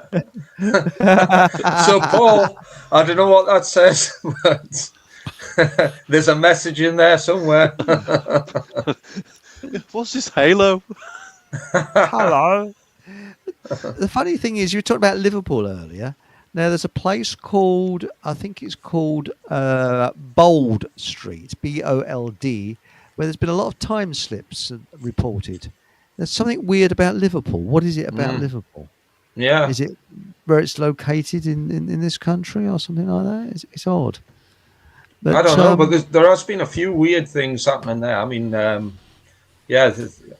you know, a few kind of horrific things recently with that, you know, car running amok into the crowd. Horrible. But back to the That's all gone quiet as well, isn't it? Yes. Yes, very down the quiet. memory hole. It's memory hole-itis is our number one problem, I think. There's so many things. I was thinking I need to create a chart, literally, with a pencil and a paper and start writing these things up about all the events. If you think about everything that's happened over the last 6 months, I bet we'd be stunned to realise how much we've forgotten that happened 4 months ago because some new, bigger, more scary, dramatic thing has just taken over your head. It's non-stop. It's just one diversion after another. It's relentless. But can't remember it all. They always all link that, as I say, like 9/11 linked to the thingy-majig of the arms spears. That was 222 months, which is, as Steve will know, 222 is massive in their world. Yeah. Order out of chaos is 222. Now, let's face it, Steve. We've now got forces that we can be proud of. I don't know if you saw that on Telegram today. Did you see that? I know what you're talking about. Was it a rather plump chap? Yes. I think I've seen it. With his rainbow flags. Yeah. And they're marching along. And there's a bloke who's in an RAF regiment in a skirt. I'm sure it's a bloke. He's walking along. And he's got a pair of Jaffas down his front, you know. Yeah. Like this. So the Russians must be absolutely quaking in their boots. Like seeing that, thinking, bloody Nora. We've got to fight them one day. I mean, they must be shitting themselves. The Russians will be quaking in the boots because they'll be thinking, God, if that's what's happened to the UK, what are they going to do to us? You know, we are now fully fledged communists, and anybody in the military now, you know, come on, lads, what's going on? Just leave. Hand your kit in, refuse to soldier, stop falling for this absolute communist BS. What a disgrace. Remember, in an army, the attack is surprise attack. So if you have one of those blokes running towards you with waving their little flag like that, I think, what the bloody hell's that? Don't shoot the bastard. What's the matter? You know? But you can imagine the scenario, though, if the sergeant says, I need you to go and shoot up the enemy. I've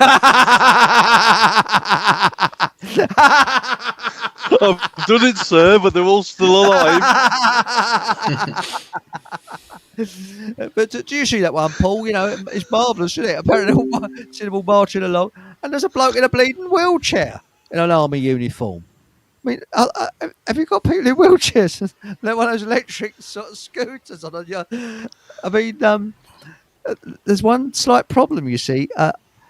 Armies very rarely fight where there's nice roads and nicely tarmac roads for them to go along on electric wheelchairs. Yeah, the system's broken. I mean, if anyone's in the military now, they must be so demoralised. So demoralised, why? Because basically they're watching their whole nation turn into a bunch of absolute... I can't even say some of the words, because it'll offend people, but it begins with R and ends in etards. But this is what's happened to the British Army. Just the best thing to do, fellas and ladies, and the ones in between who don't even know what sex they are. Just leave, because why? You work for a corrupt bunch of communists who, and I'm going to quote DJ Beto here because he knows the crack. We are on the battlefield of cognitive warfare. The British Army are victims of cognitive warfare as well. Don't think that you are excused the manipulation. You're just a slave. They've got no need for you for general war. After once they've done with WW3, they've got no need for you. So they'll be getting rid of all of those people. If they actually cared for you, they wouldn't have been giving you the arms spear. Think about that, fellas. Yeah. Mind you, I go down a market regularly. There's a local market every Wednesdays and Fridays, and I speak to a couple of people there, and it's amazing the way people think. And I was talking to a chap, and he said, poor old Boris has been accused for the arms spears. He didn't know he did what was best. Huh? I went, and I thought, no, I'm not going to even bother wasting my breath. I went, But now the thing is the British Army now seriously like that? What I saw on Telegram? Because I'm a bit worried. Is that just a one-off, or could it have been a display? I just don't know. It's weird. What's your? I would imagine that much of it is involved. It's obviously an organised effort. I have to assume that there must be quite a few Masons involved in the army and stuff, and I don't know how the instruction set gets passed down. You see, why anybody would even bother accept at some level. Some gate has been opened to allow this kind of framework of thinking to enter in. Why? Well, maybe one of the reasons is so that we become more demoralised and can't even look at the idea of the army of defending us when civil strife rises up, because they know it's coming, because it is. I mean, it might not be possible. It might not come. We might be able to peaceably repatriate and remigrate everybody that needs to be remigrated. About 7 or 8 million of them, as far as I'm concerned. I'm not bothered about whether they're legal or illegal. They're in my home, and I want them all gone. And that sentiment, you see it all over X loads now. It's building up at a rate of knots. And I suspect, unless that's the 77th Brigade just stirring it, which is what they do.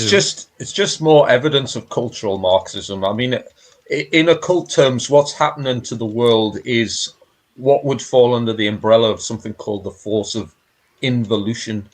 Imagine evolution where things evolve. Well, guess what? Society has devolved. Why? Because it lacks an understanding of morality. That's the root causal factor. Morality links to behavior. Behavior links to conscience. And if we can't exercise conscience, over time, what happens is things degenerate and they fall into disrepair. So all the services are falling into disrepair. All the organizations and affiliations are falling into disrepair. The police are completely broken beyond repair. And it couldn't happen to a bunch of fine gentlemen, I might add. But look at government, for example. Government's completely well and truly broken beyond compare. Somebody mentioned Boris Johnson earlier. Boris Johnson announced the self-imprisonment.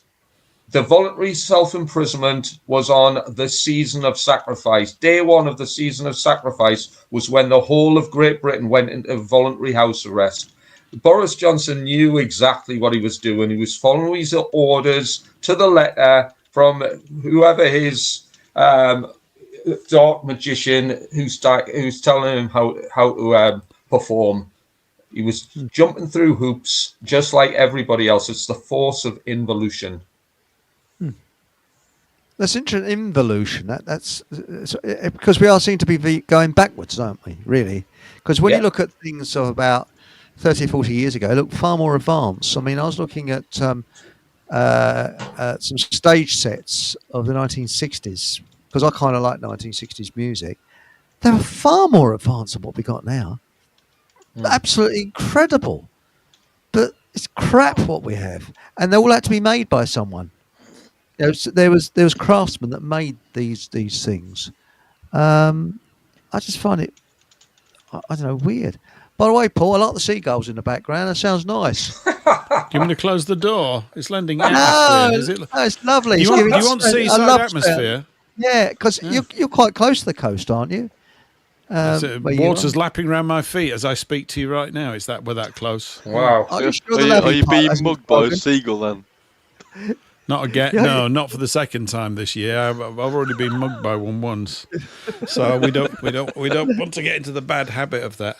No, so beautiful evening though. It's absolutely beautiful. I was listening to the first hour on my seaside sojourn, as it were, toddling up and down there with the setting sun. Yeah. So temperature's very perfect. Nice. Oh, it's lovely. Nice. It's marvellous. I couldn't get an ice cream though. I really wanted another one. Of course, it's 8 o'clock at night, so it's not the sort of done thing, and they don't make too much money at 8 o'clock on a night time. Although I could have bought quite a bit tonight. I was right in the mood, but still, yeah. And I'll tell you something else, though. The only downside is it eats your car alive, doesn't it? If you live near the coast, your cars tend to rust very quickly. Have you found that?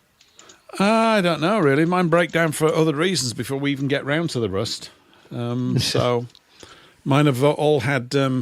I've had diesels recently, and the dual fly mass clutch has let me down twice. Bloody and the repair bill for the last one was going to be £1,800. So I said, you can throw the car in the bin, which was a pity because it was a really pretty low mileage thing. But I'm not shelling out 1,800 quid on a thing. No. So I've been on Shanks's pony ever since, and it's okay. It's fine. It's not. I ain't got anywhere to go, and England's just, it's just crap everywhere. So why would I want to go and see it crap? No, I'm being overly miserable. I do need to travel a bit, but not up to Londonistan. I won't be going up there much. No, you need a broken bottle to go up to London, I think. But actually, thinking about actually clearing that space, what with the Thames, of course, all the boats, it'd be easy to get the boats up there, get them loaded up, and get everybody sorted out, wouldn't it? Yes. And, yes. Yeah. That's the thing to do. Well, they used to hang the pirates, didn't they, at the Thames? And they used to hang them over the quayside, and when the tide came up, they'd drown. That's how they used to kill the pirates. Yeah, nice people they were, Apart from that, they're quite civilised, And but really, when you think about it, this country is just going. As Monica sent me, Monica Schaefer sent me an email today, and I said, well, it seems we're in competition to Canada. Who can reach communism first? Who can get to, I think, and we got Canada coming on the outside, and now we got now UK is coming back. Yes, and now we're going. But what about that bloke? What's his name? Who's the French Prime Minister now? His wife apparently is a bloke, and there's plastics on the bloke who did the surgery on her. Was he jumped out of a window or something? Accidentally. Just turned up dead, yeah. As you do. Yes. But when you think of how many trannies there are, there's Michelle Obama, then you got the President of France, and then you got, what was his name now?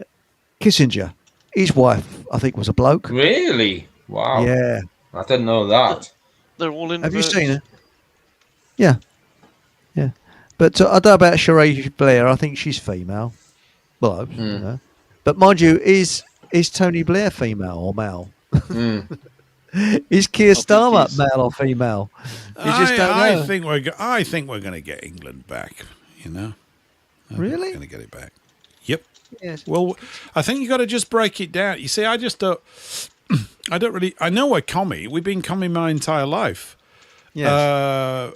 Democracy is just slow burn communism. That's what it leaks towards. It can't do anything else but. That's right.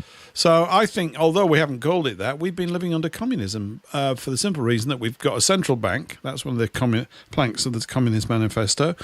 And we've got a progressive income tax. That's another one.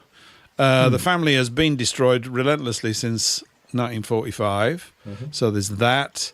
If you just go through all those sort of top, there's about 30 items or something on the International Communist Manifesto. We tick most of the boxes.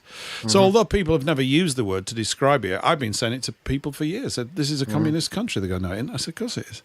And I said, just because you go and vote and think you're in a democracy, stand back and have a look at what it is. I said, it's that old adage, you know. I know we've got all these cliches, but they're still worth repeating. It doesn't matter which party you vote for, the government always gets in. Yeah, exactly. And so I think it's about spirit, and I think it's about maintaining our culture, and it's about building up jolly old Englishmen all over the place. We've got loads of things that they could change back really quickly once we get back on top.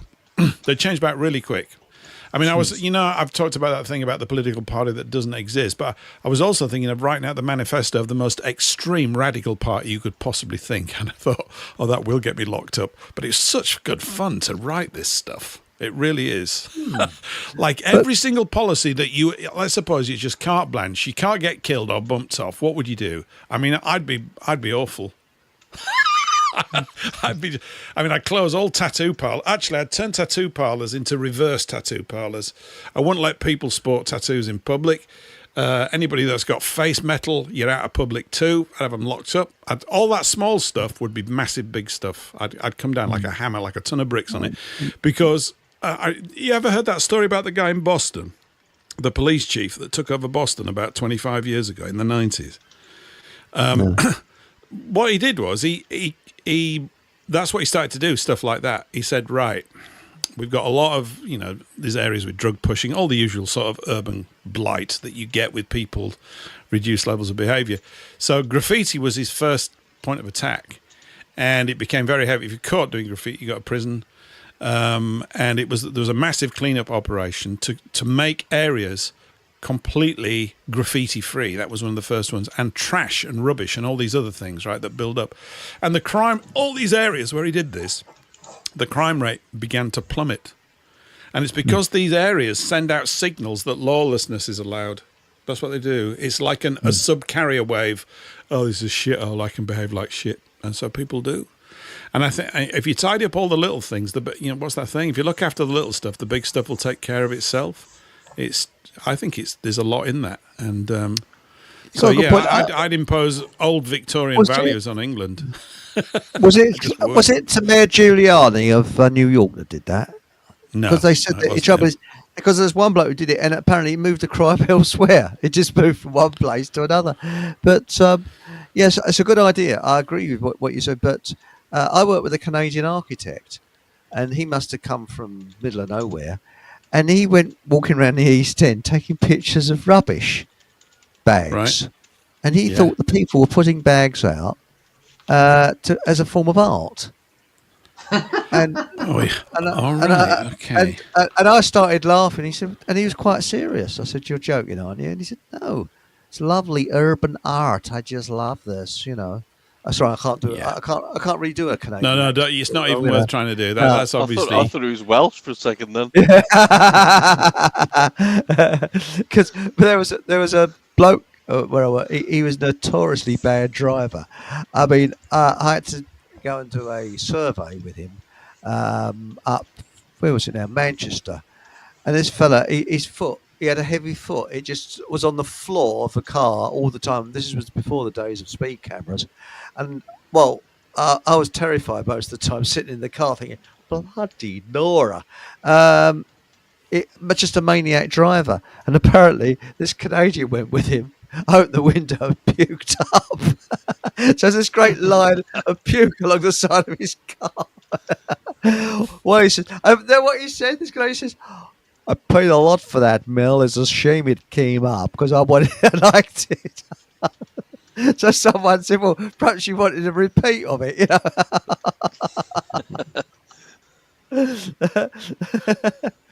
Who mentioned earlier that there was a bull let loose in or running loose in Birmingham? I think that's quite. I wonder if that was a publicity stunt because obviously Birmingham is renowned for the bull ring, the bull. Yeah. The bull, by the way, is Baal, the lord of the underworld, the Babylonian dark lord of the underworld. But the bull ring, Birmingham, bull on the loose, also in conjunction with Ozzy Osbourne making a comeback with Black Sabbath. Ozzy Osbourne, by the way, the word Oz relates to the number value 77, which is today 77. So so when you see Survival Oz 77, well, Ozzy Osbourne is the Blizzard of Oz. The Wizard of Oz, by the way, was the most esoteric film ever made until The Matrix came out. The Wizard of Oz was basically what's that? Occult science. I think it's Rosicrucian, or it's possibly Rosicrucian esotericism or something along those lines.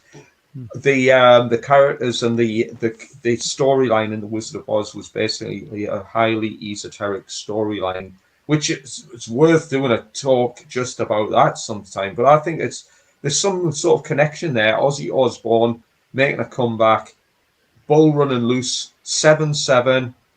Oz is the number value 77 in Hebrew. I think the letters An and Zan are related to 70 and 7, hence 77. But of course, that number value is very esoteric. It's the number of chaos sorcery, and that's why we see the likes of Brigade 77.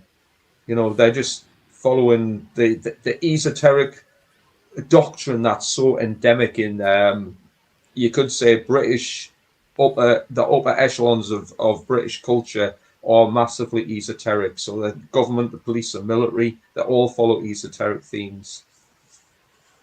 Or they do, but it's their guiding hand, the hidden hand that's guiding them, because they're too thick to really, understand esoteric matters. I think there's two notions in that. There's obviously let's just say dark magicians controlling certain aspects at a high level of society. Because I'm a low level of occult knowledge.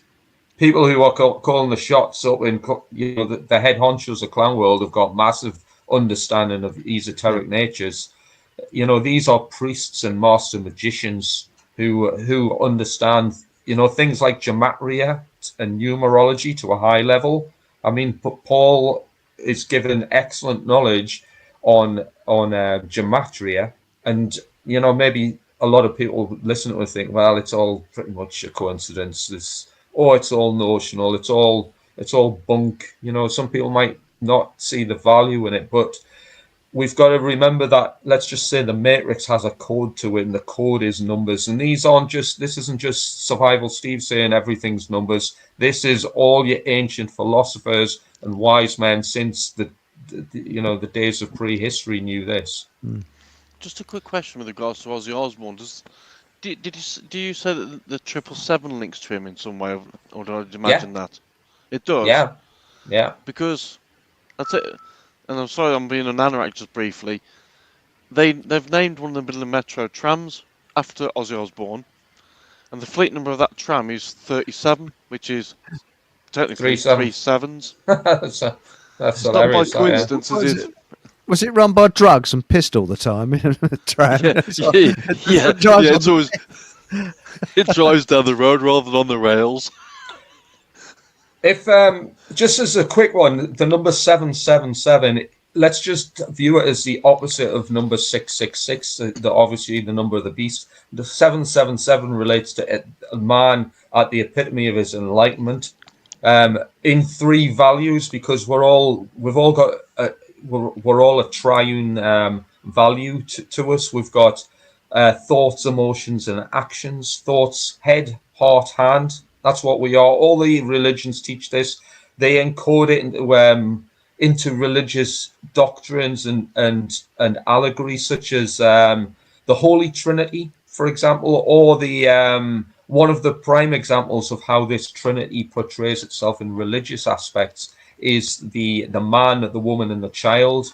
And there's usually there's a man and a woman, a union of a man and a woman. Let's just say in Christian notions, it's Mary and Joseph, and they give birth to the Christ.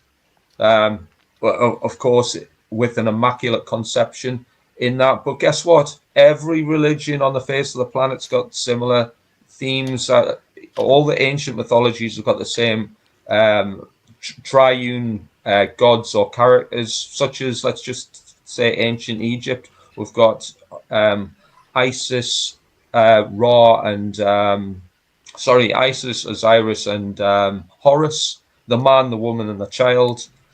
It's all the same thing, but we've even got that same thing in the Wizard of Oz. We've got the three characters, and fair enough, it's not a man, woman, and a child, but we've got three characters. Let's say the three, what would be known in Masonic terms as the three traitors, the three Masonic assassins.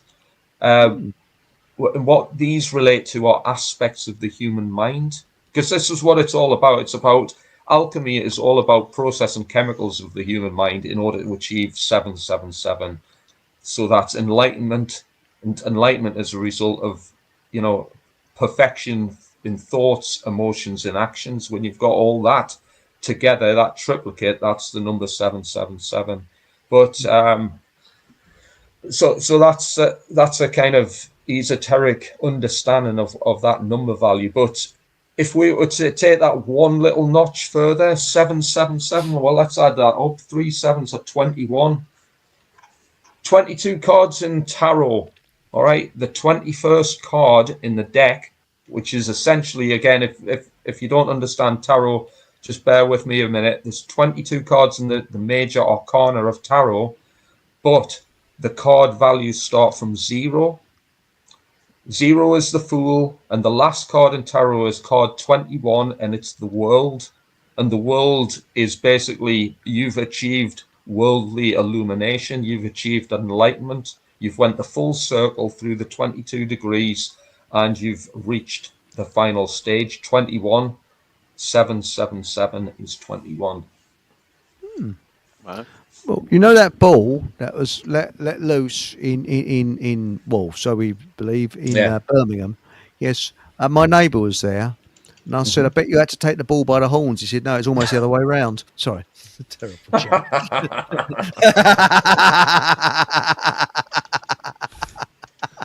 But it's something funny with wild animals running through streets and things like that. I mean, you've got Paul English, he's got wild seagulls down there. You've got a stag, and right. By the way, what's it like when they're nesting in the springtime? Which I think they're pretty bloody aggressive then, aren't they? Seagulls? No, not really. They're all around the houses here. They seem to nest all year round. I can't kind of work it out. I mean, you see a lot of the brand new ones walking around on the road, clueless. A few of them, of course, become roadkill. They just don't know what a car is and stuff. But after a little while, off they go. They're kind of like flying rats now, unfortunately. They're actually quite handsome birds when they're brand new, but they're basically foragers now and scavengers. There's just so much stuff from trash bins, and they spend half their time around that. You'll see, a good lot of them flying off to go fishing at night time sometimes. They'll go out there and do a bit of that. But food's so plentiful around, that's what they do. So, well, the funny I don't thing mind is, them so much. The funny thing is that now I'm about, Southend's about 48 miles, 45 miles from here. Nearest coast is about 40 miles, which is Morden-on-Sea. Yet there's loads of seagulls around here as well. You get them, but they sort of they stick together. You get a load of seagulls at one time, then you don't get them again. But what's your feelings about roadkill? Because ever eaten seagull? Anybody eaten seagull at all, or anything weird you've eaten?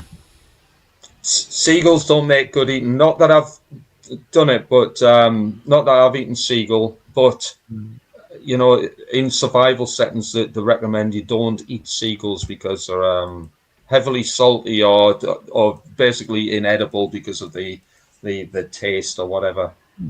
But Really? here, I'm going to put something in the chat just now, and this is going to blow your socks off. Okay then, far away. Now, what is good eating though from roadkill? Because we get a lot of muntjac deer around here. Saw one the other day, and I was sort of, Are you really going to eat that if it's got like Michelin written down it?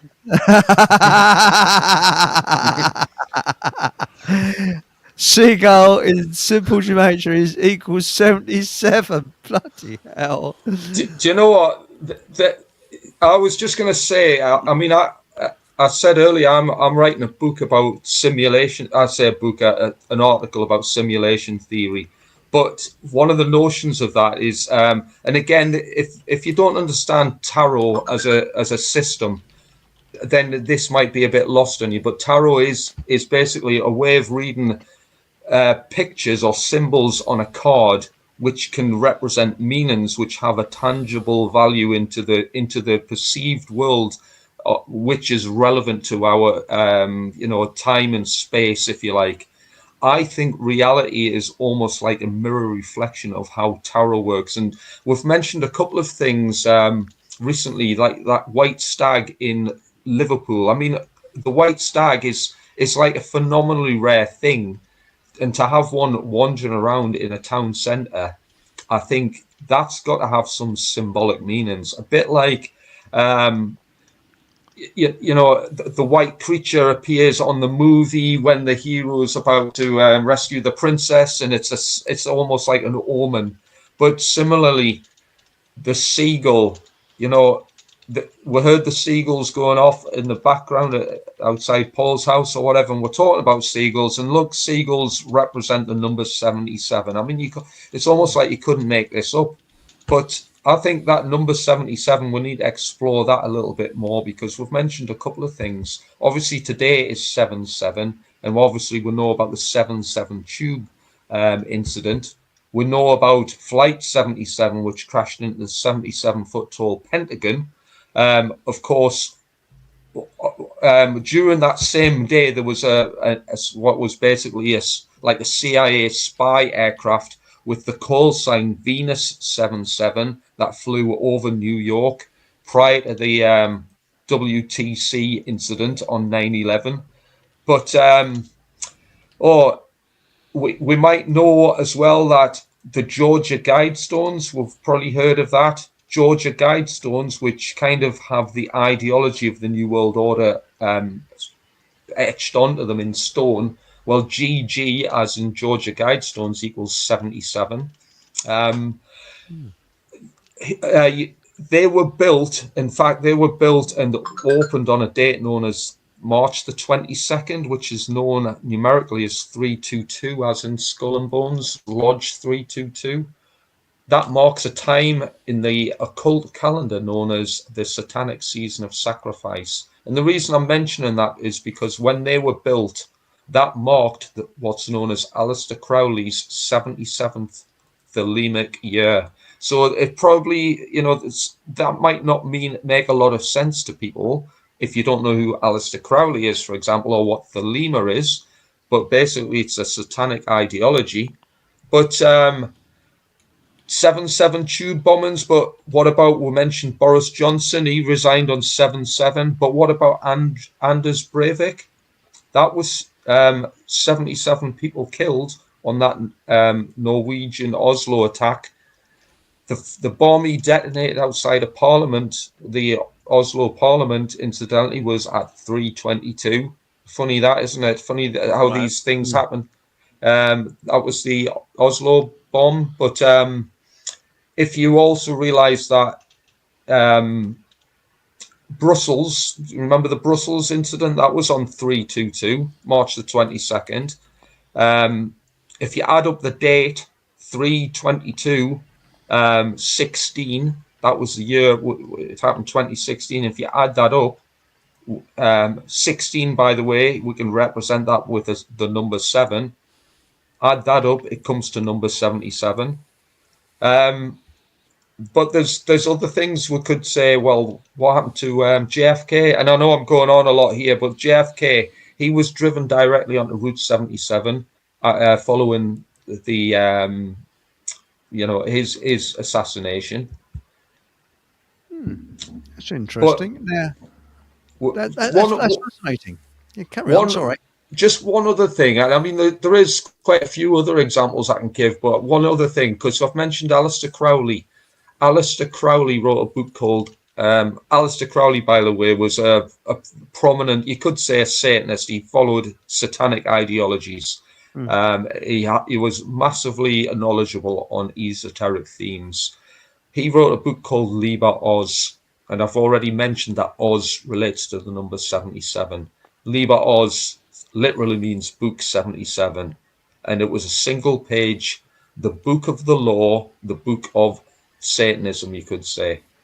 But that kind of draws reference to the Wizard of Oz, which I've said earlier was a massively occult, esoteric movie. Anyway, that's a little bit of a 77. Interesting. That's interesting. Yeah. And apparently, Wizard of Oz was based upon, wasn't it based upon the currency? You might know something about that, Paul English. You know, Paul, you know.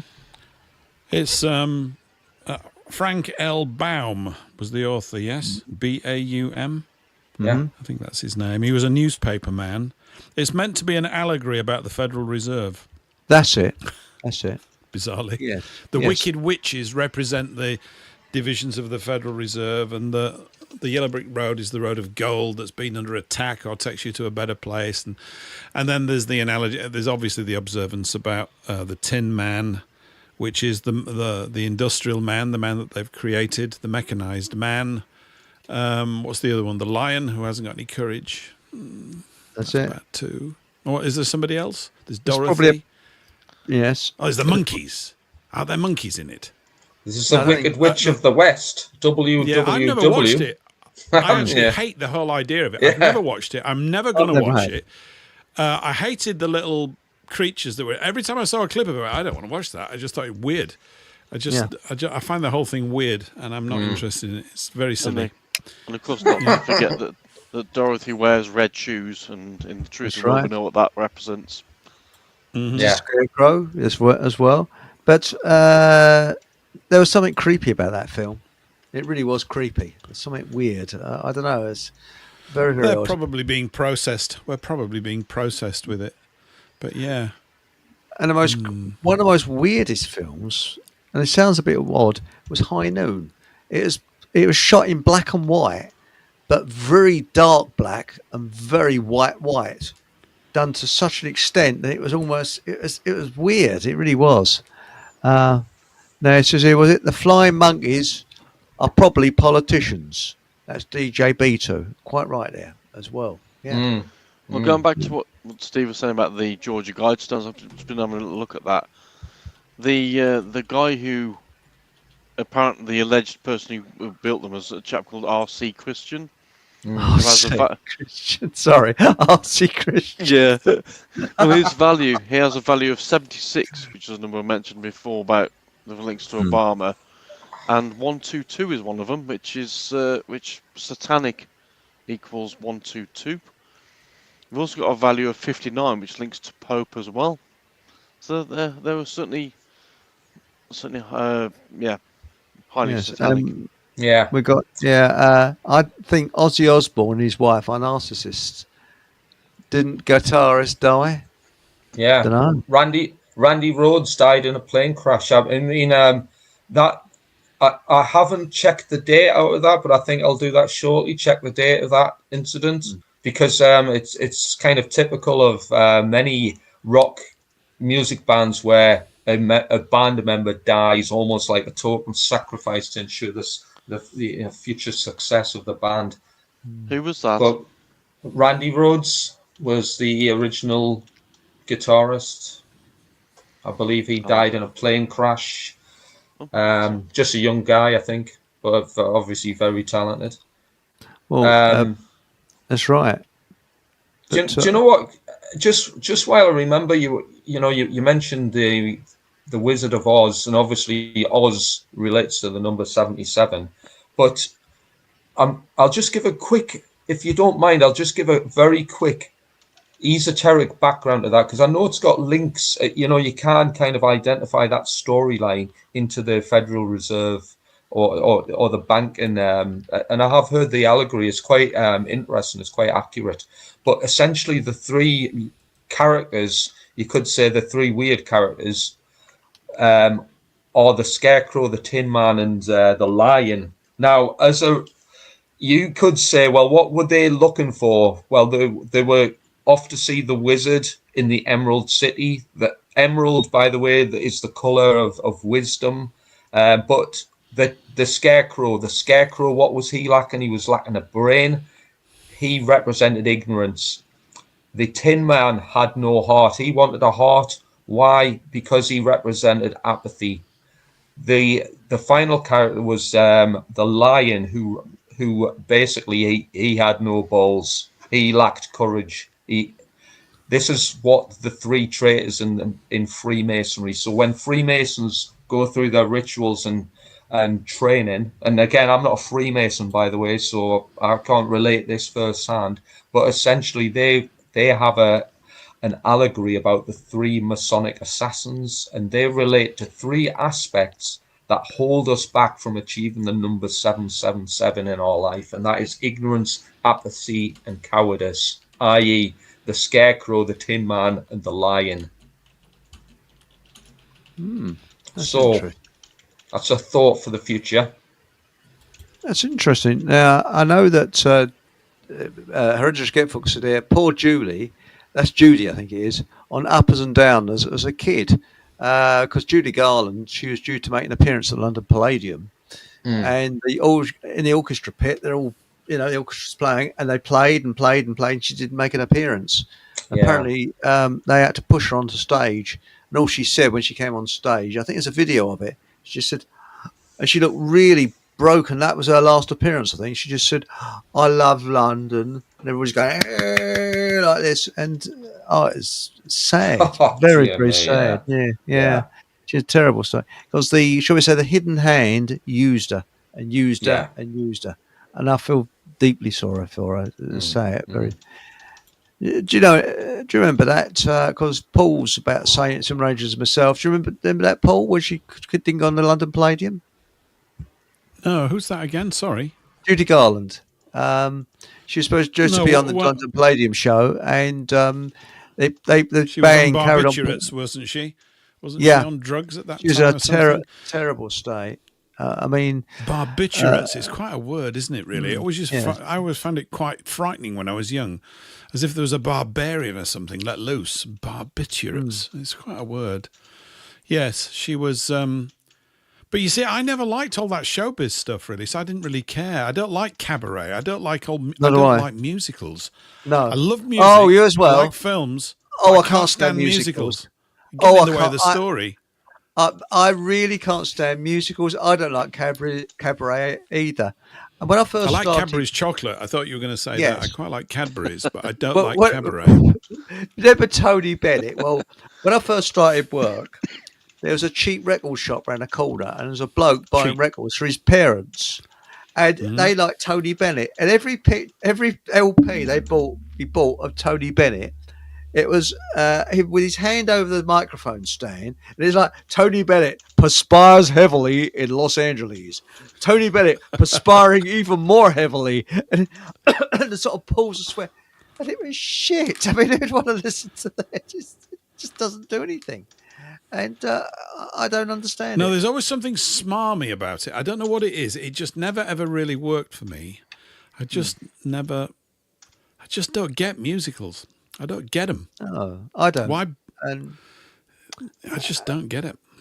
And I think the people that really want to be in musicals, those people that want to dance in them, they're aliens as far as I'm concerned. I just don't even understand what they're doing. I have no idea why you would even want to do. Why would you want to do that? Oh, it gives people great pleasure. No, it doesn't. It's really appalling. It's terrible. So I sat through The Sound of Music. Will you stop doing that? Yes, one Christmas I sat through the Sound of Music when they had a rerun for 1,000th time on television with a girlfriend, and I've never been so bored. You know, Julie Andrews, who was singing, but apparently, I did hear that the film set was being sabotaged all the time because the locals didn't want them there because they didn't want the Sound of Music to be made, but. I was dragged along to see that as a young boy, and I didn't like it. No. I was dragged along to see Mary Poppins, which I think was the first film I can ever remember seeing in the cinema. And you as well? Yes, I kind of liked it. And I cried when it was Feed the Birds Tuppence a Bag. I was 43 at the time. No, Tuppence a bag. You're taking the mickey out. It's far too. How much for a bag? 2p. Yeah. The thing that really made me cry was, of course, Dick Van Dyke's Cockney accent, which is just unbelievable. It's unbelievably bad. Yes, irritable bowel syndrome, I think he had, didn't he? It's like, Wildberry toppings, I think. He couldn't have got. I think we're straying away from the topic at hand, though, aren't we? A little bit, even though I find that very easy to do. But yes. Now, I suppose not really, because what if he actually could do a proper American accent? Yeah. Marlene said, I ran over a muntjac earlier this year. Did it fit in your freezer? Really upset me. Apparently, they are rife now. Yeah, there's loads of them around where I live. Loads what? Of them. What did you run over? Well, Marlene ran over a muntjac deer. And there's loads of them. Right. I heard it, muntjac. I just didn't know what sort of an animal it was. Okay. There's a population explosion where I live, and almost every other time you go out, you see a dead. Do they eat migrants? No, that's an idea. There's a solution for you. People aren't thinking straight. You know, crocodiles. That's right. Kill two birds with one stone. I'm sorry, this is a classic. I'm sorry, I can't. Joe joke is. I'm sure Tony Lummy. I thought you said David Lemmy was the Black Sabbath guitarist. Tony Lummy. Who's Tony Lummy? Tony Iommi. It's an I, is that? Tony Iommi. It's Iommi. Oh, is it? Oh, I thought it was a Lummy. Never heard of him. They're playing again of that band, aren't they? And they're all in fear that Ozzy Osbourne won't be able to stand up because he's got dementia or something, or he's got Parkinson's or something bad. So they're doing one last money-draining gig. I forgot what the tickets cost. Not that I would go. Yeah. No. Because they're all in their late 70s now. Have you seen his wife? Everything's dropped from the plastic surgery. She looks like some old dear you see in Tesco's, you know. I'm moaning, where's my shopping bag? You know, I'm getting a bit confused here, Eric. Is this a late night radio show or is it actually an afternoon ladies gossip? What's going on? What's going on? Oh, is this loose women revised? It's loose women with blokes. Was this Asperger's as fudge? I can't get over that. Can you imagine if the king was called Asperger's as fudge? Sorry, I'm late to the party. Hello. Is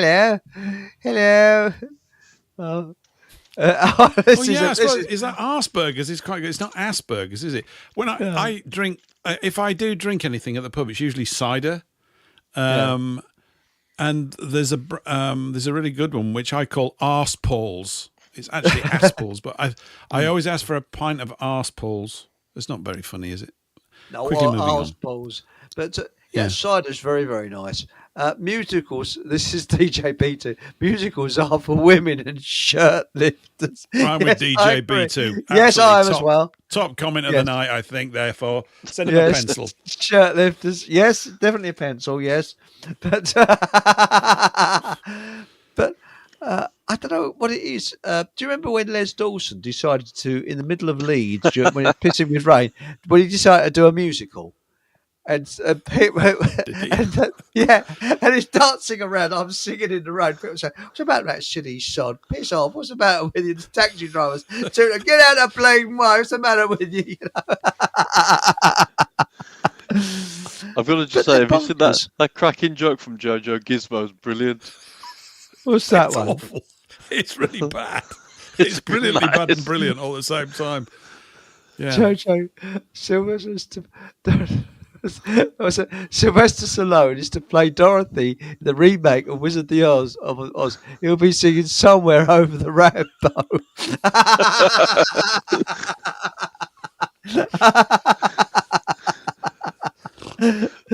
Quality that is. See? Yes. Now, this is interesting. What did the Emerald City represent? I don't know. Emeralds. I don't know. And someone said Where is seven the Emerald colours of the City? rainbow. Is that in the Wizard of Oz or something? Is that a I don't know. location in the Wizard of Oz? I don't. Steve, I think you might be on mute. No, you're on mute. I'm not good at lip. That's I'm it. back in. Thanks, mate. That's right. Here's me. Can you not lip read?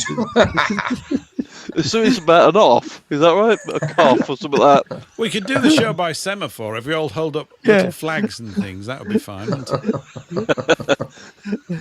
Yeah, sorry about that. The Emerald City is basically the search for enlightenment, and they had to follow the yellow brick road. I mean, if anyone understands Buddhism, they follow the golden spiral, the golden road. It's the road that leads to higher enlightenment.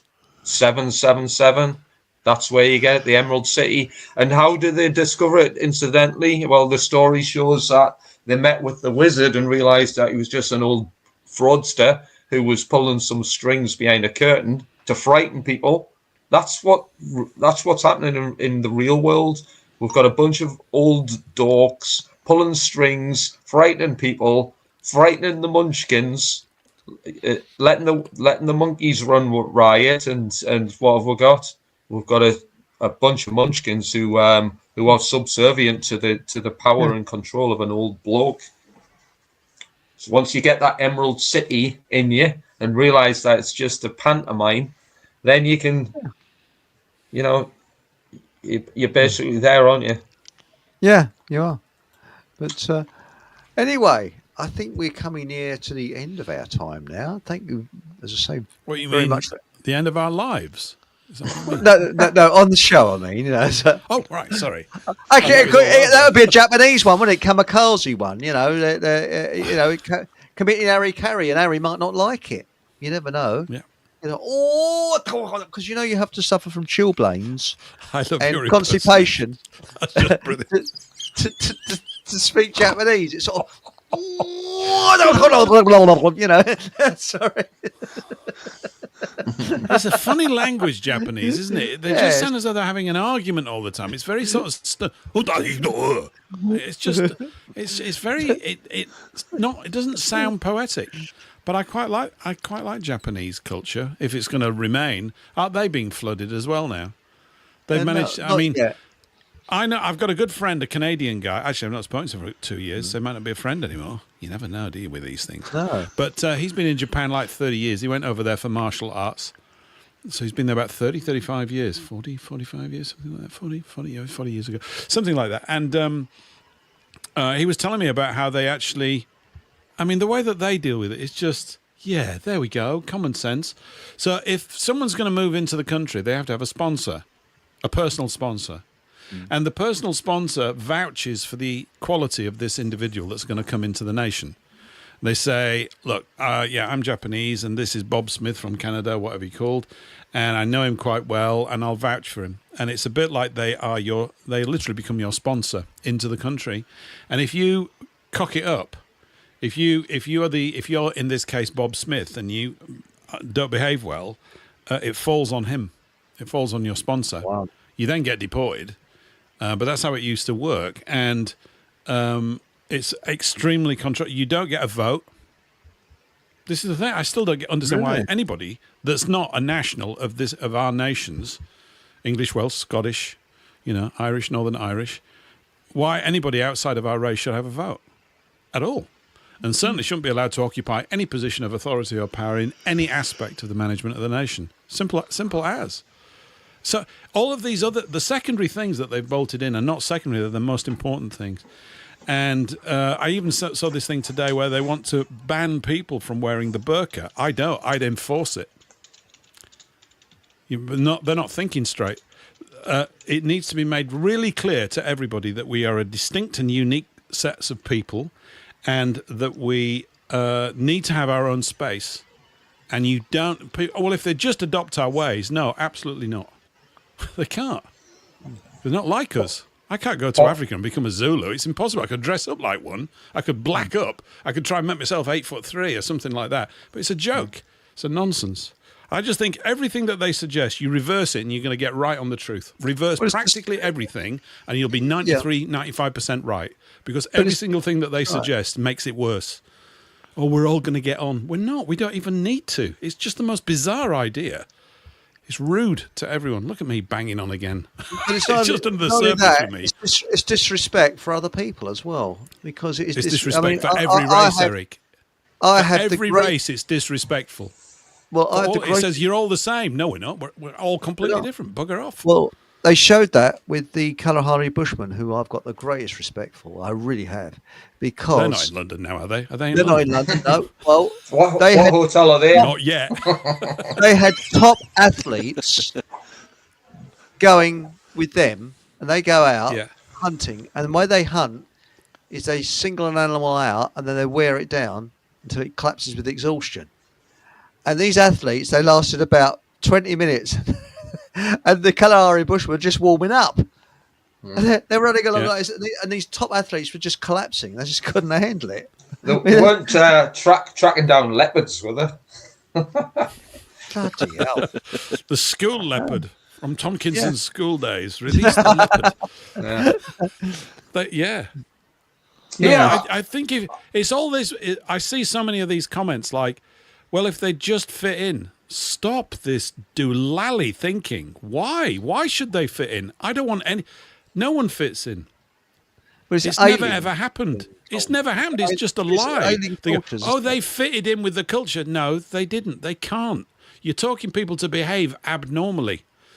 People have got these natural sort of rhythms and vibrations and feelings and sensibilities around their own people, which are impossible to replicate around other people. That's why we're distinct. That's where you get the real natural proper diversity of the earth, and it's wonderful. You know, it's like we said before. If you want to go and if you want to go to Japan, and this is what my mate said. He said it's the Japanese people own and run Japan, and I'm really clear about it. He said I don't have the vote, and I shouldn't have it.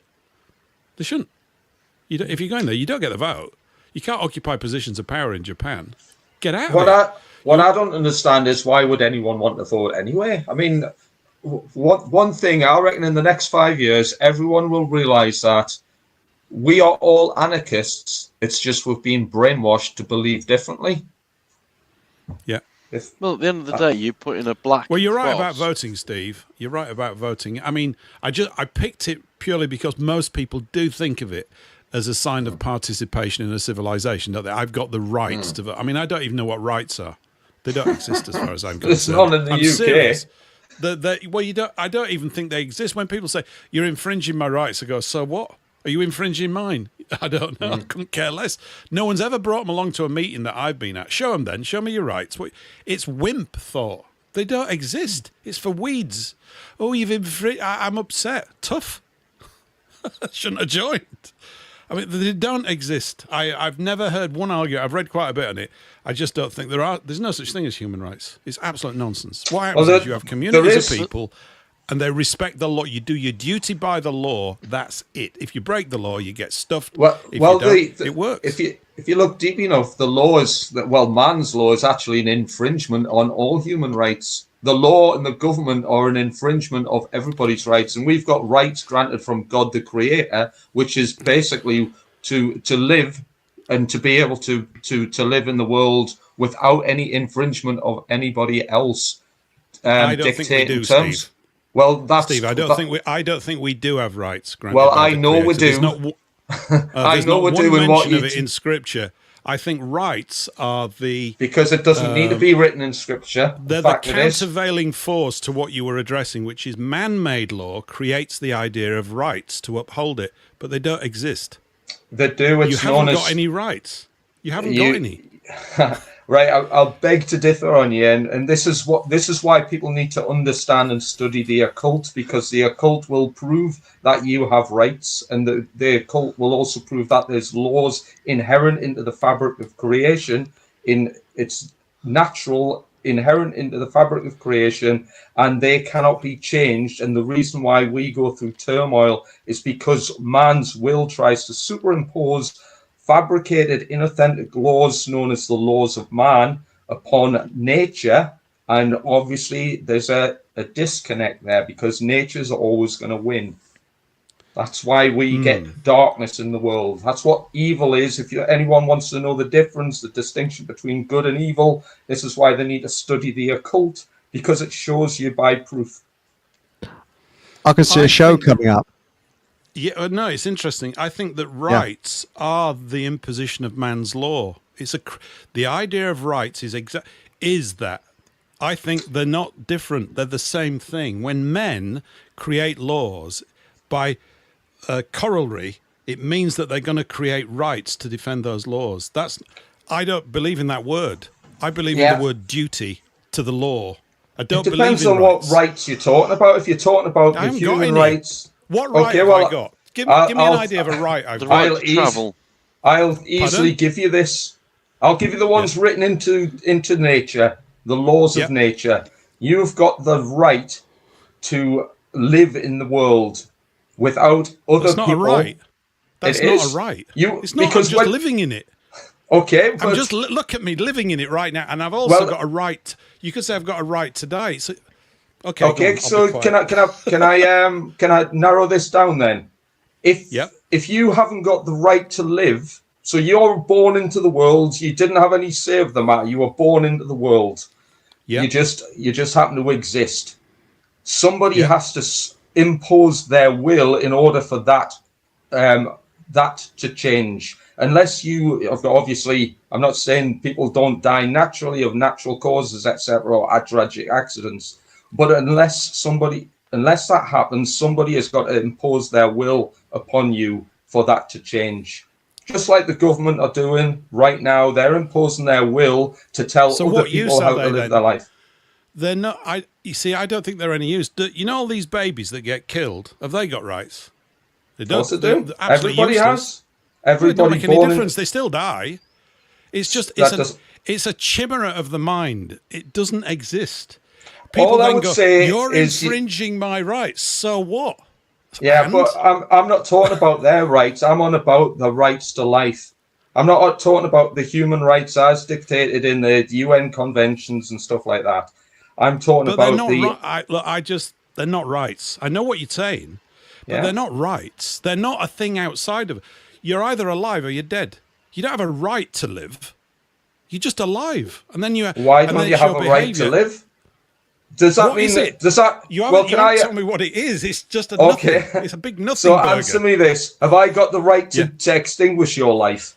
Because I was a soldier and I denied the human rights of people by becoming a murderer for money. Does that make was I in the right? No. Of course, but you weren't in the wrong either. You were just doing stuff. Oh no, I was in the wrong. Why? Because if nobody has the right to take the life of another. That's the fundamental. They do if you're subscribed to. It doesn't make any difference. That's moral relativism.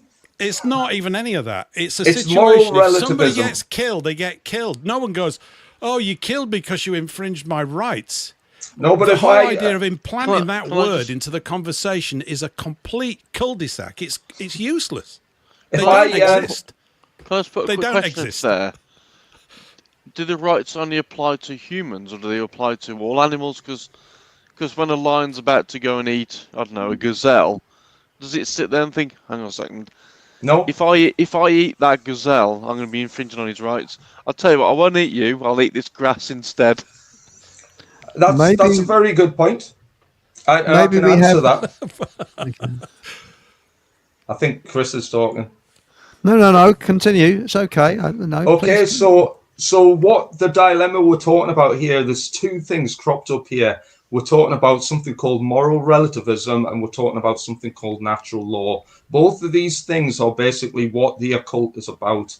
So the occult is what I study. So you're saying we haven't got human rights? Well, I can tell you now, We have got rights. We've got a right to life. We've got a right to existence. And this is one of the reasons why government is one of the worst things in society, because we lose the understanding of this natural inherent law written into the fabric of creation, because basically we've been under mind control basically our whole existence, and we do not understand these fundamental philosophical points. So what we'll say is, well, we've got human rights. The human rights that we are kind of probably arguing or kind of have to the forefront of our mindsets are the laws of man. The laws of man are not the laws of creation.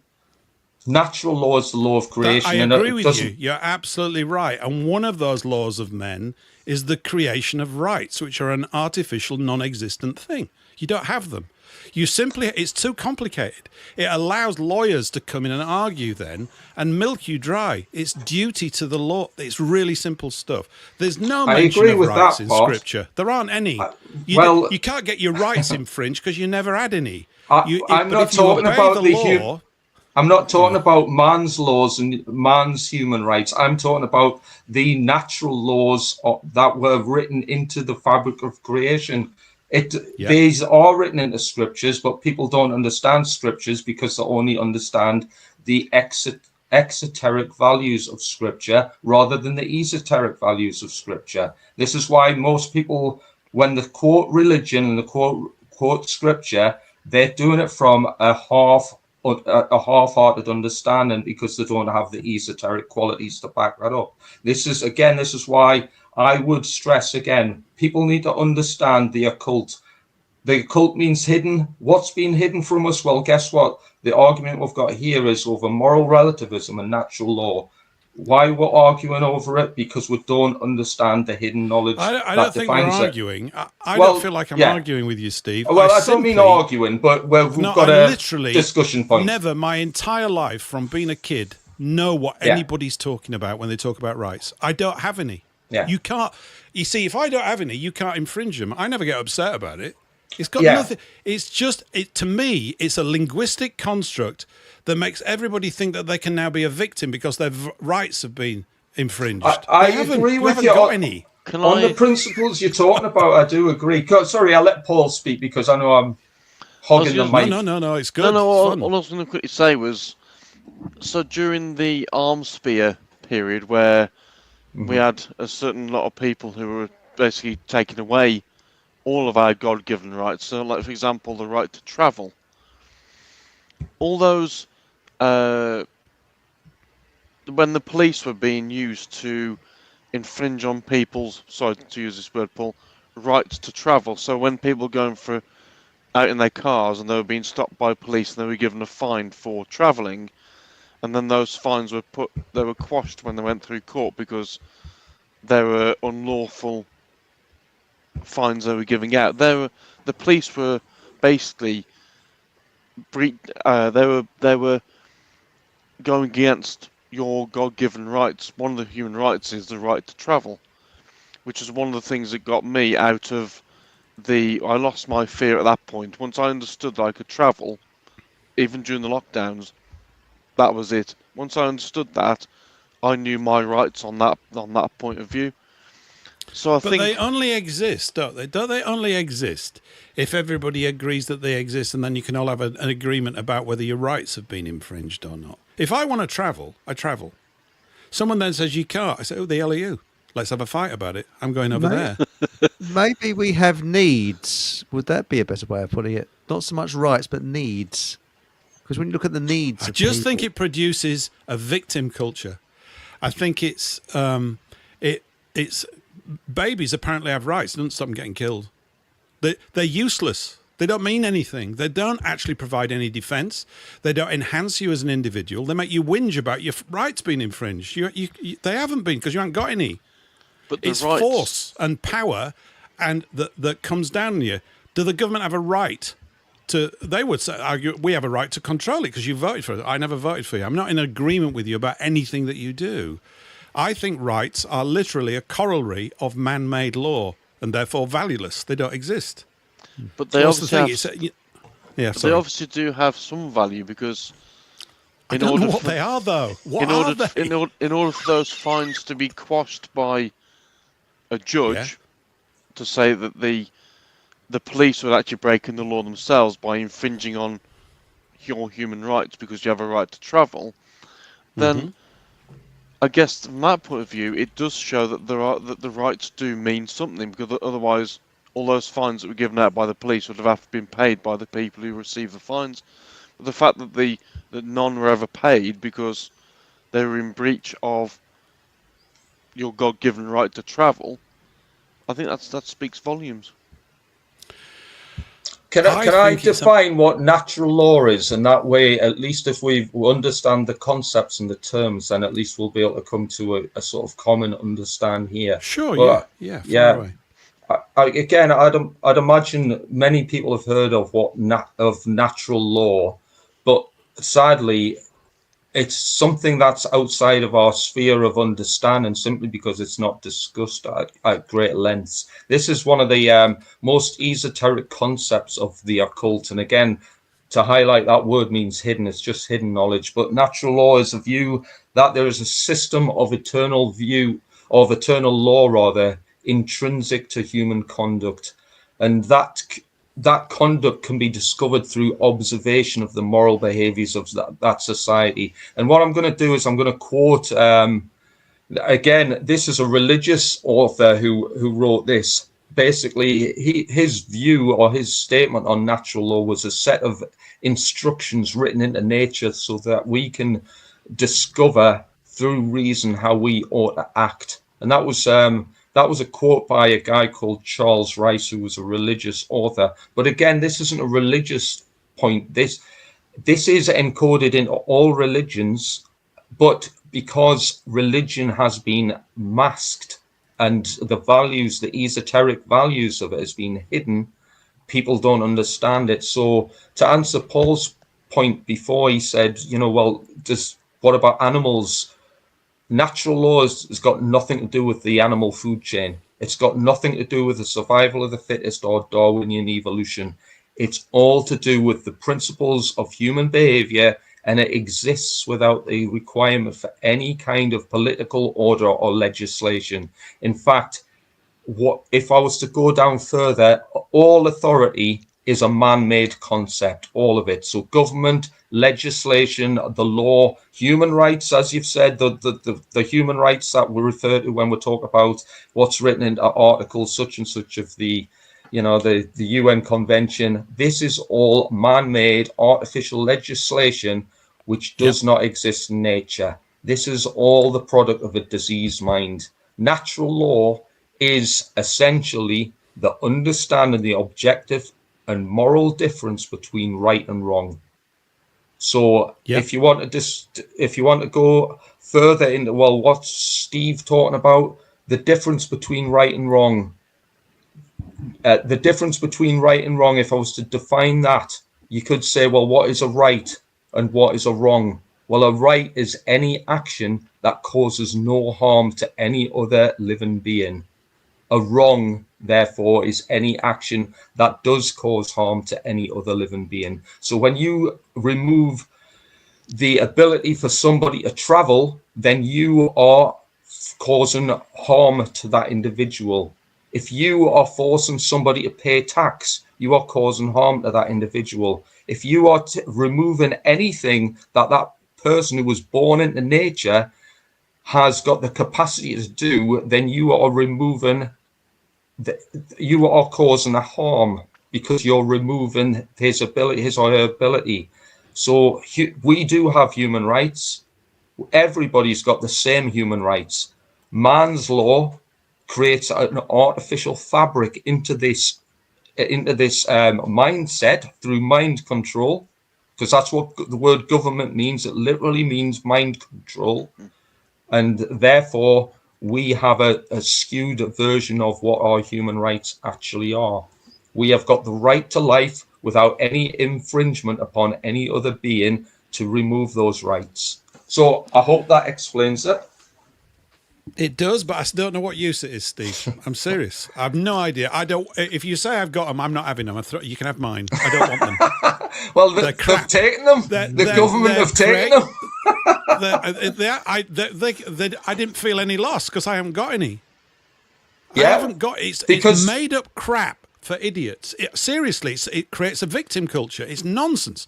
The Universal Declaration of Human Rights was dreamt up by some bint, and they use it to control it. It's more man-made shit. I agree, but I'm not talking about those rights. I'm talking about the intrinsic rights. I'm talking about this application of things called human rights that exist, like lawyers talk about. I mean, I've said to people, have you got some rights? They go, yeah. Can I have a look at them? They don't know what they're talking. They don't exist.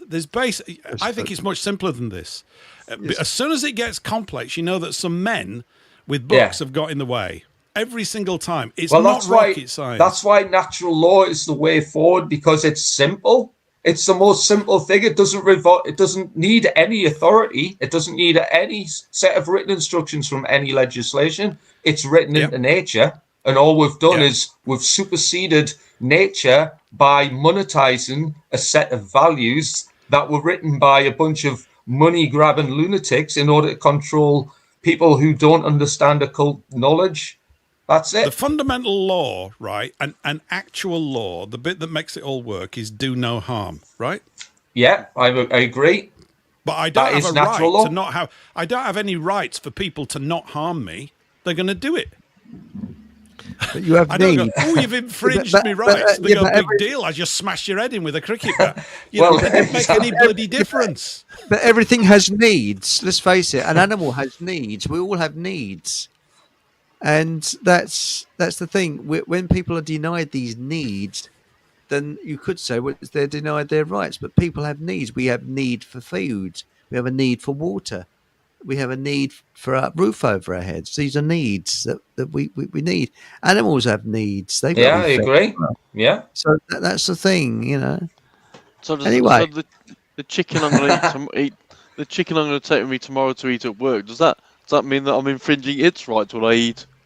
Yeah. Start eating that. Go and infringe them. See what it does about it. It can't do anything. It doesn't mean It doesn't mean you can't. They still get killed. Those people in Palestine, they've got rights, but it doesn't make any difference. It's just it's silly.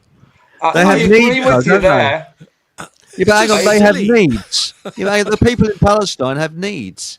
That's the thing, and they're being denied their needs. So it's I think we should think about stuff. I think it creates a victim culture, and it's a complete diversion, just like organized religions are. They get in the way of the truth. They go, well, we're going to create a hierarchy. We're going to interpret for you. Oh, hang on just a minute, mate. I didn't ask you to do that, so piss off, right? And this is the whole thing, is that always clever blokes come up with stuff that's really complex, and you need to get a lawyer to understand it. You're in a world of bullshit. I agree there. Yeah, I agree. So if you look at what we're doing here, we're not all sitting around going, oh, you've infringed my right because it's my turn to speak. It works pretty well, right? Why does it work? Because we're of a common race. We understand what the cultural values are around here, and it works. That's what works. Now, you start mixing it up with other people, you have to have this armory of so-called laws rise up to keep the peace. You can't keep it. It's impossible. Nature's just laughing at you, going, you can struggle with this for 500 years if you like. I'm going to kick everyone's ass when you all aren't looking. And that's what happens every single time. It's nature. It's just...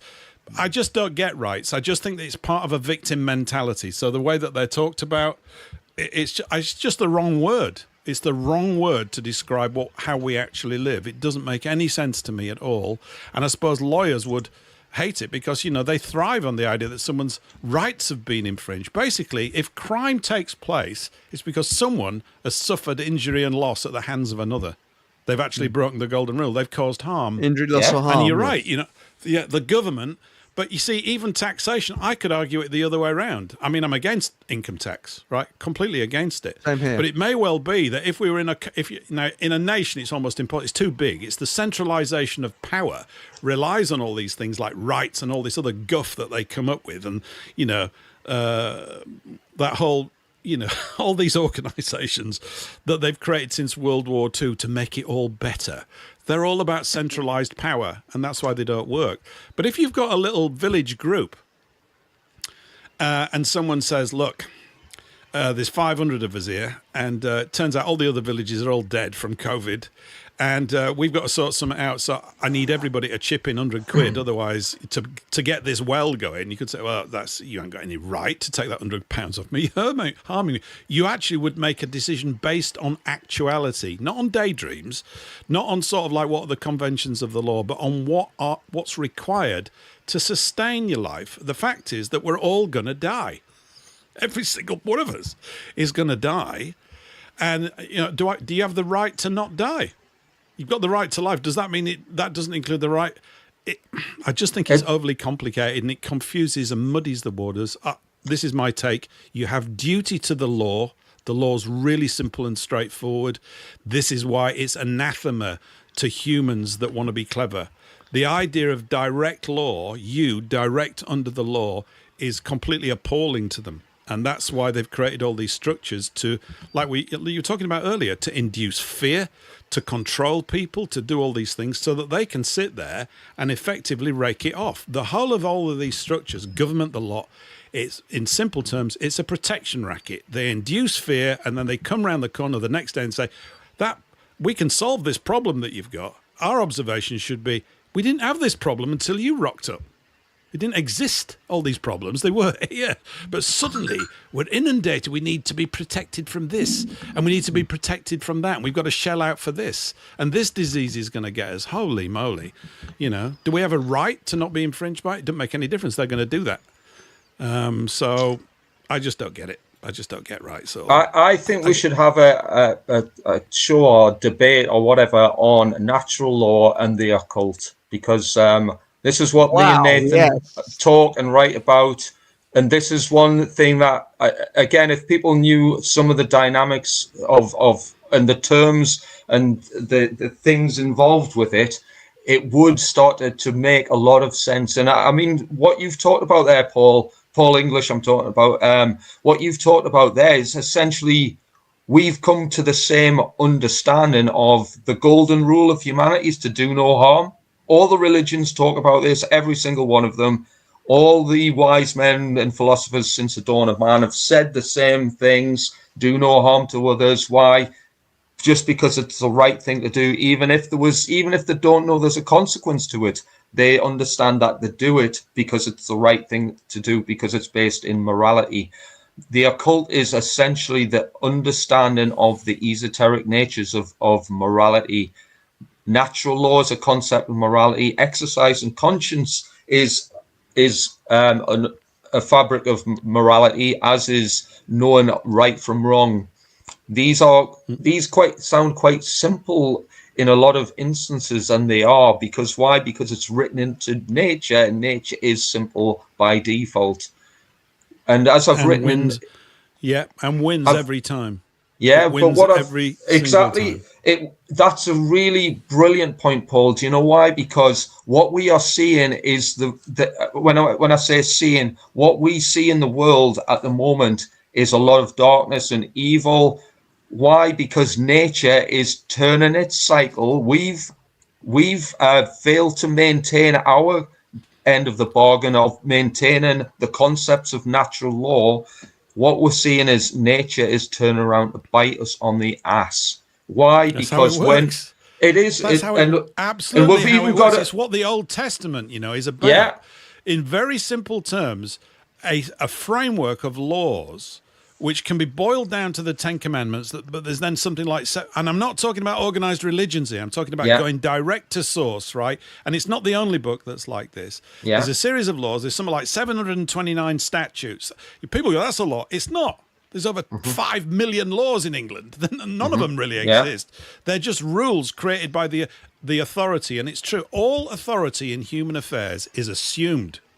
They assume it over you. And if you consent and buy into it, he sounds better, or she does, and they know what they're talking about, you're done for. Because now you're a consenting, nodding, yeah. And this is why we end up like this. And nature goes, look, I've showed you what to do. Nature being the handmaiden of God, God allows nature to kick our ass.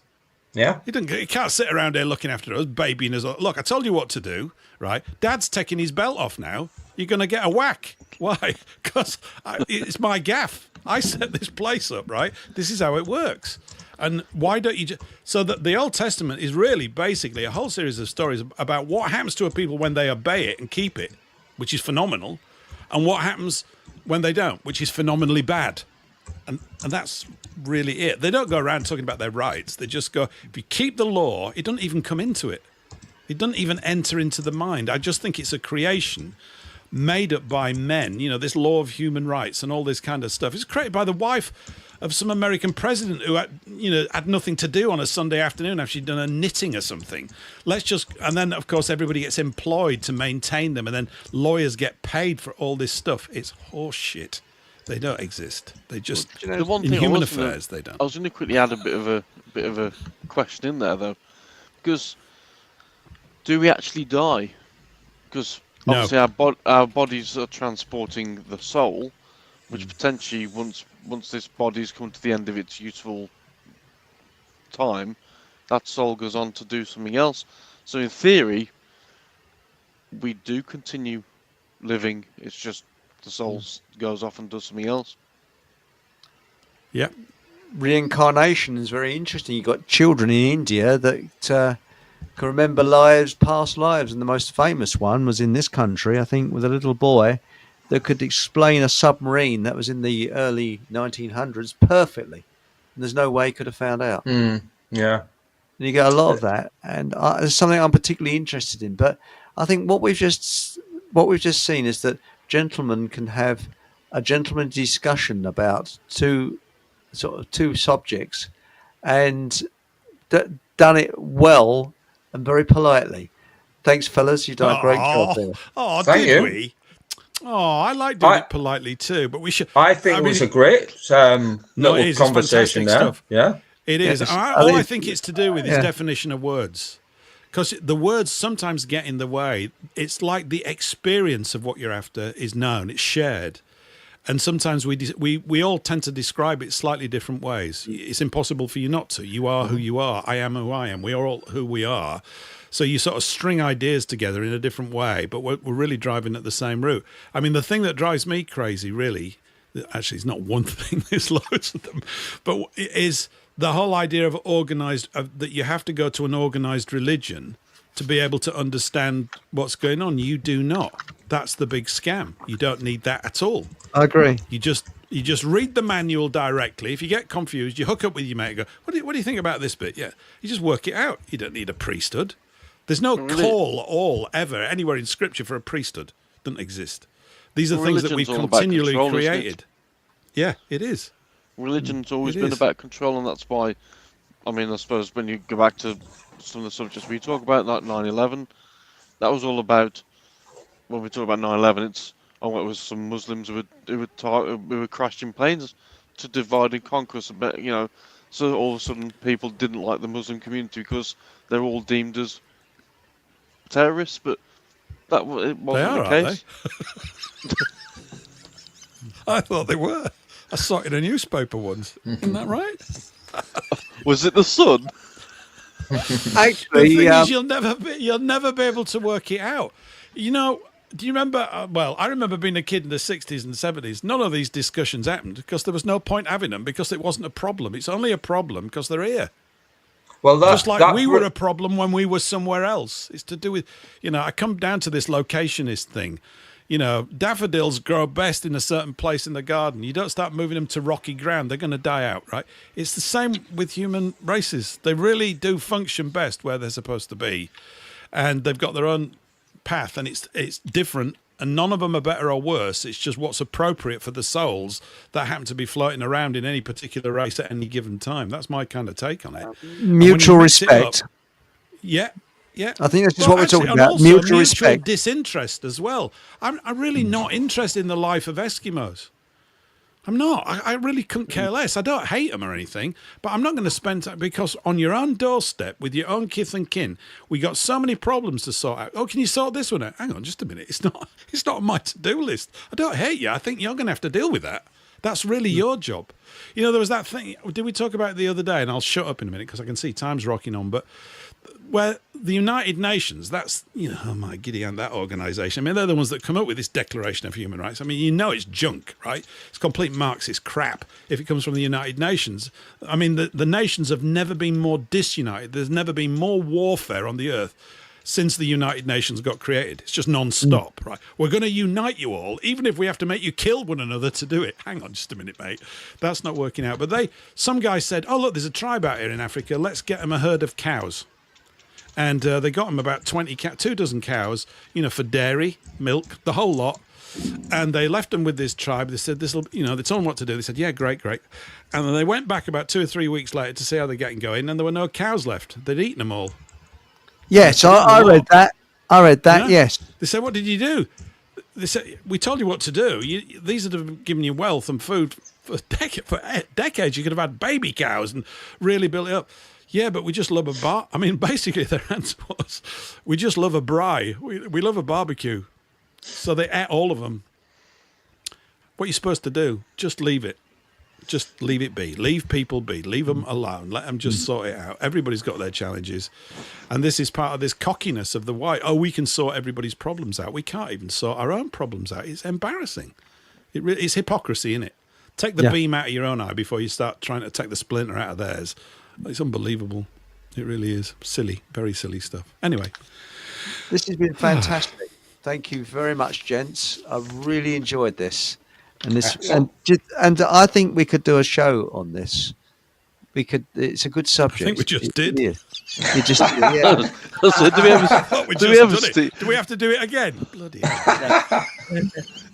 The thing is, do we ever stick to the topic? I don't know why you don't just put the show name as free for all. Yeah, it's just any old horseshit episode 35. It's much better. It is, isn't it? It is. Yeah, it is. It's like down the pub, and we're not even got a drink here, and it's fantastic. That's what we need.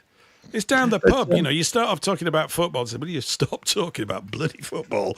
Let's talk about the occult. All right, we just jump into that one. It doesn't matter what we talk about. It's great. Steve and Trish, another reason to get Andrew Johnson. You should have a think about Andrew Johnson. Talk about it.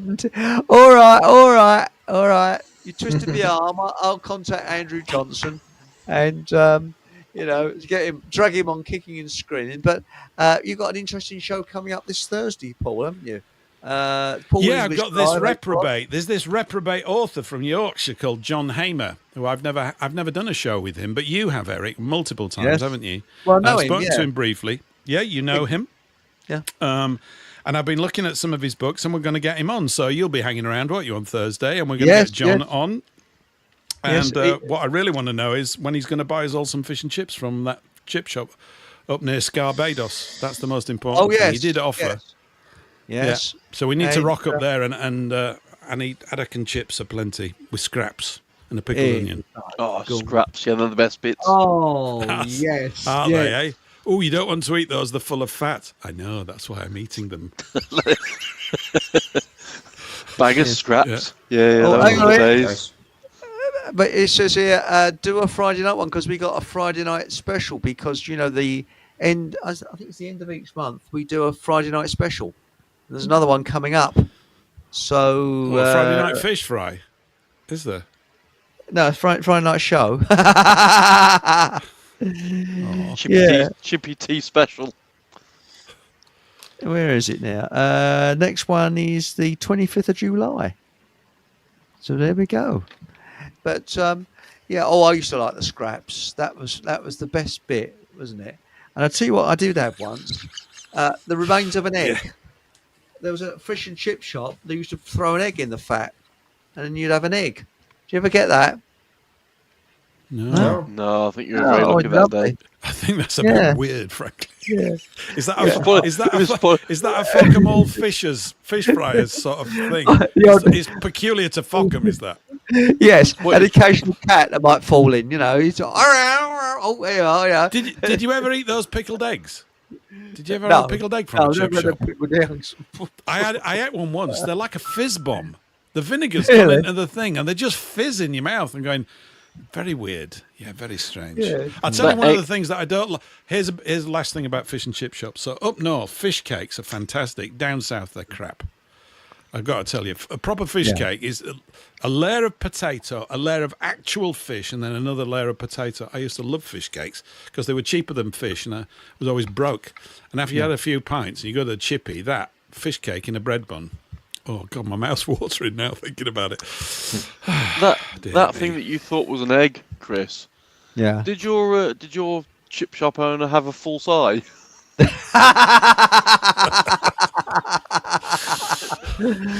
We should say that.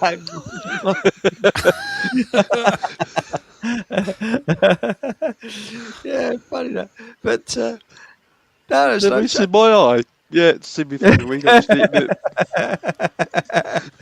a chef's surprise, isn't it?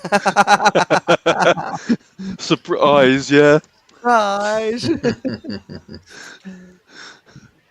Anyway, it's been a great show. Really enjoyed it. Thanks, fellas, for coming on. And 8 o'clock this Thursday, Paul English Live on Rumble. And, on Rumble and on YouTube. We go out and on Radio Soapbox and elsewhere. Yep. And on WBN 324, where it gets blasted out to those poor Americans who don't understand anything that we're talking about for a couple of hours, really. But there you go. It's their own fault. They shouldn't live there. They want to live in a proper country. They like my smutty gags, though, don't they? They do like my smutty gags. That's the Actually, Eric, they don't really have any choice, do they? They're going to get them whether they like them or not. You have been warned, everybody. Yeah.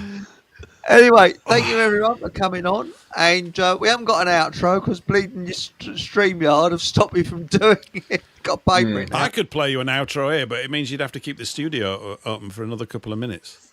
That's all right, I don't mind. And do you want me to play you High Noon?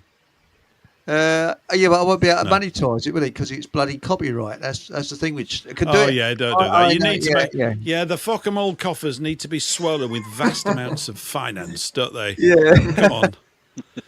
So remember, make your checks payable to Eric Von Essex and Fockham Hall Guitar Shop. Is it? Oh no, it's the bicycle shop in Fockham Hall. Bike sheds.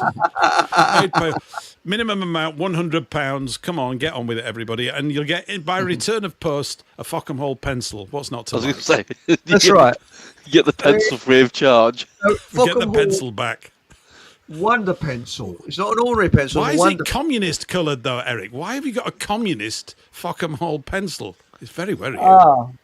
That is a bit worrying, but mind you, I have got a Fockham Hall blue pen, so there we go. Oh, right, that's okay. To balance it out. I like the way you presented that. That was really good. It was like one of those TV things. Does the Fockham Hall pencil come with a Fockham Hall pencil sharpener? Because once the lead's gone down, you're screwed, aren't you? Yeah. Yeah. I like the way you're thinking, Paul. That's good. That's a commercial sensibility for you. It is. Yeah. Spare blades for the sharpener, £8. We could make a bloody fortune. Link selling. Make a killing. Yeah.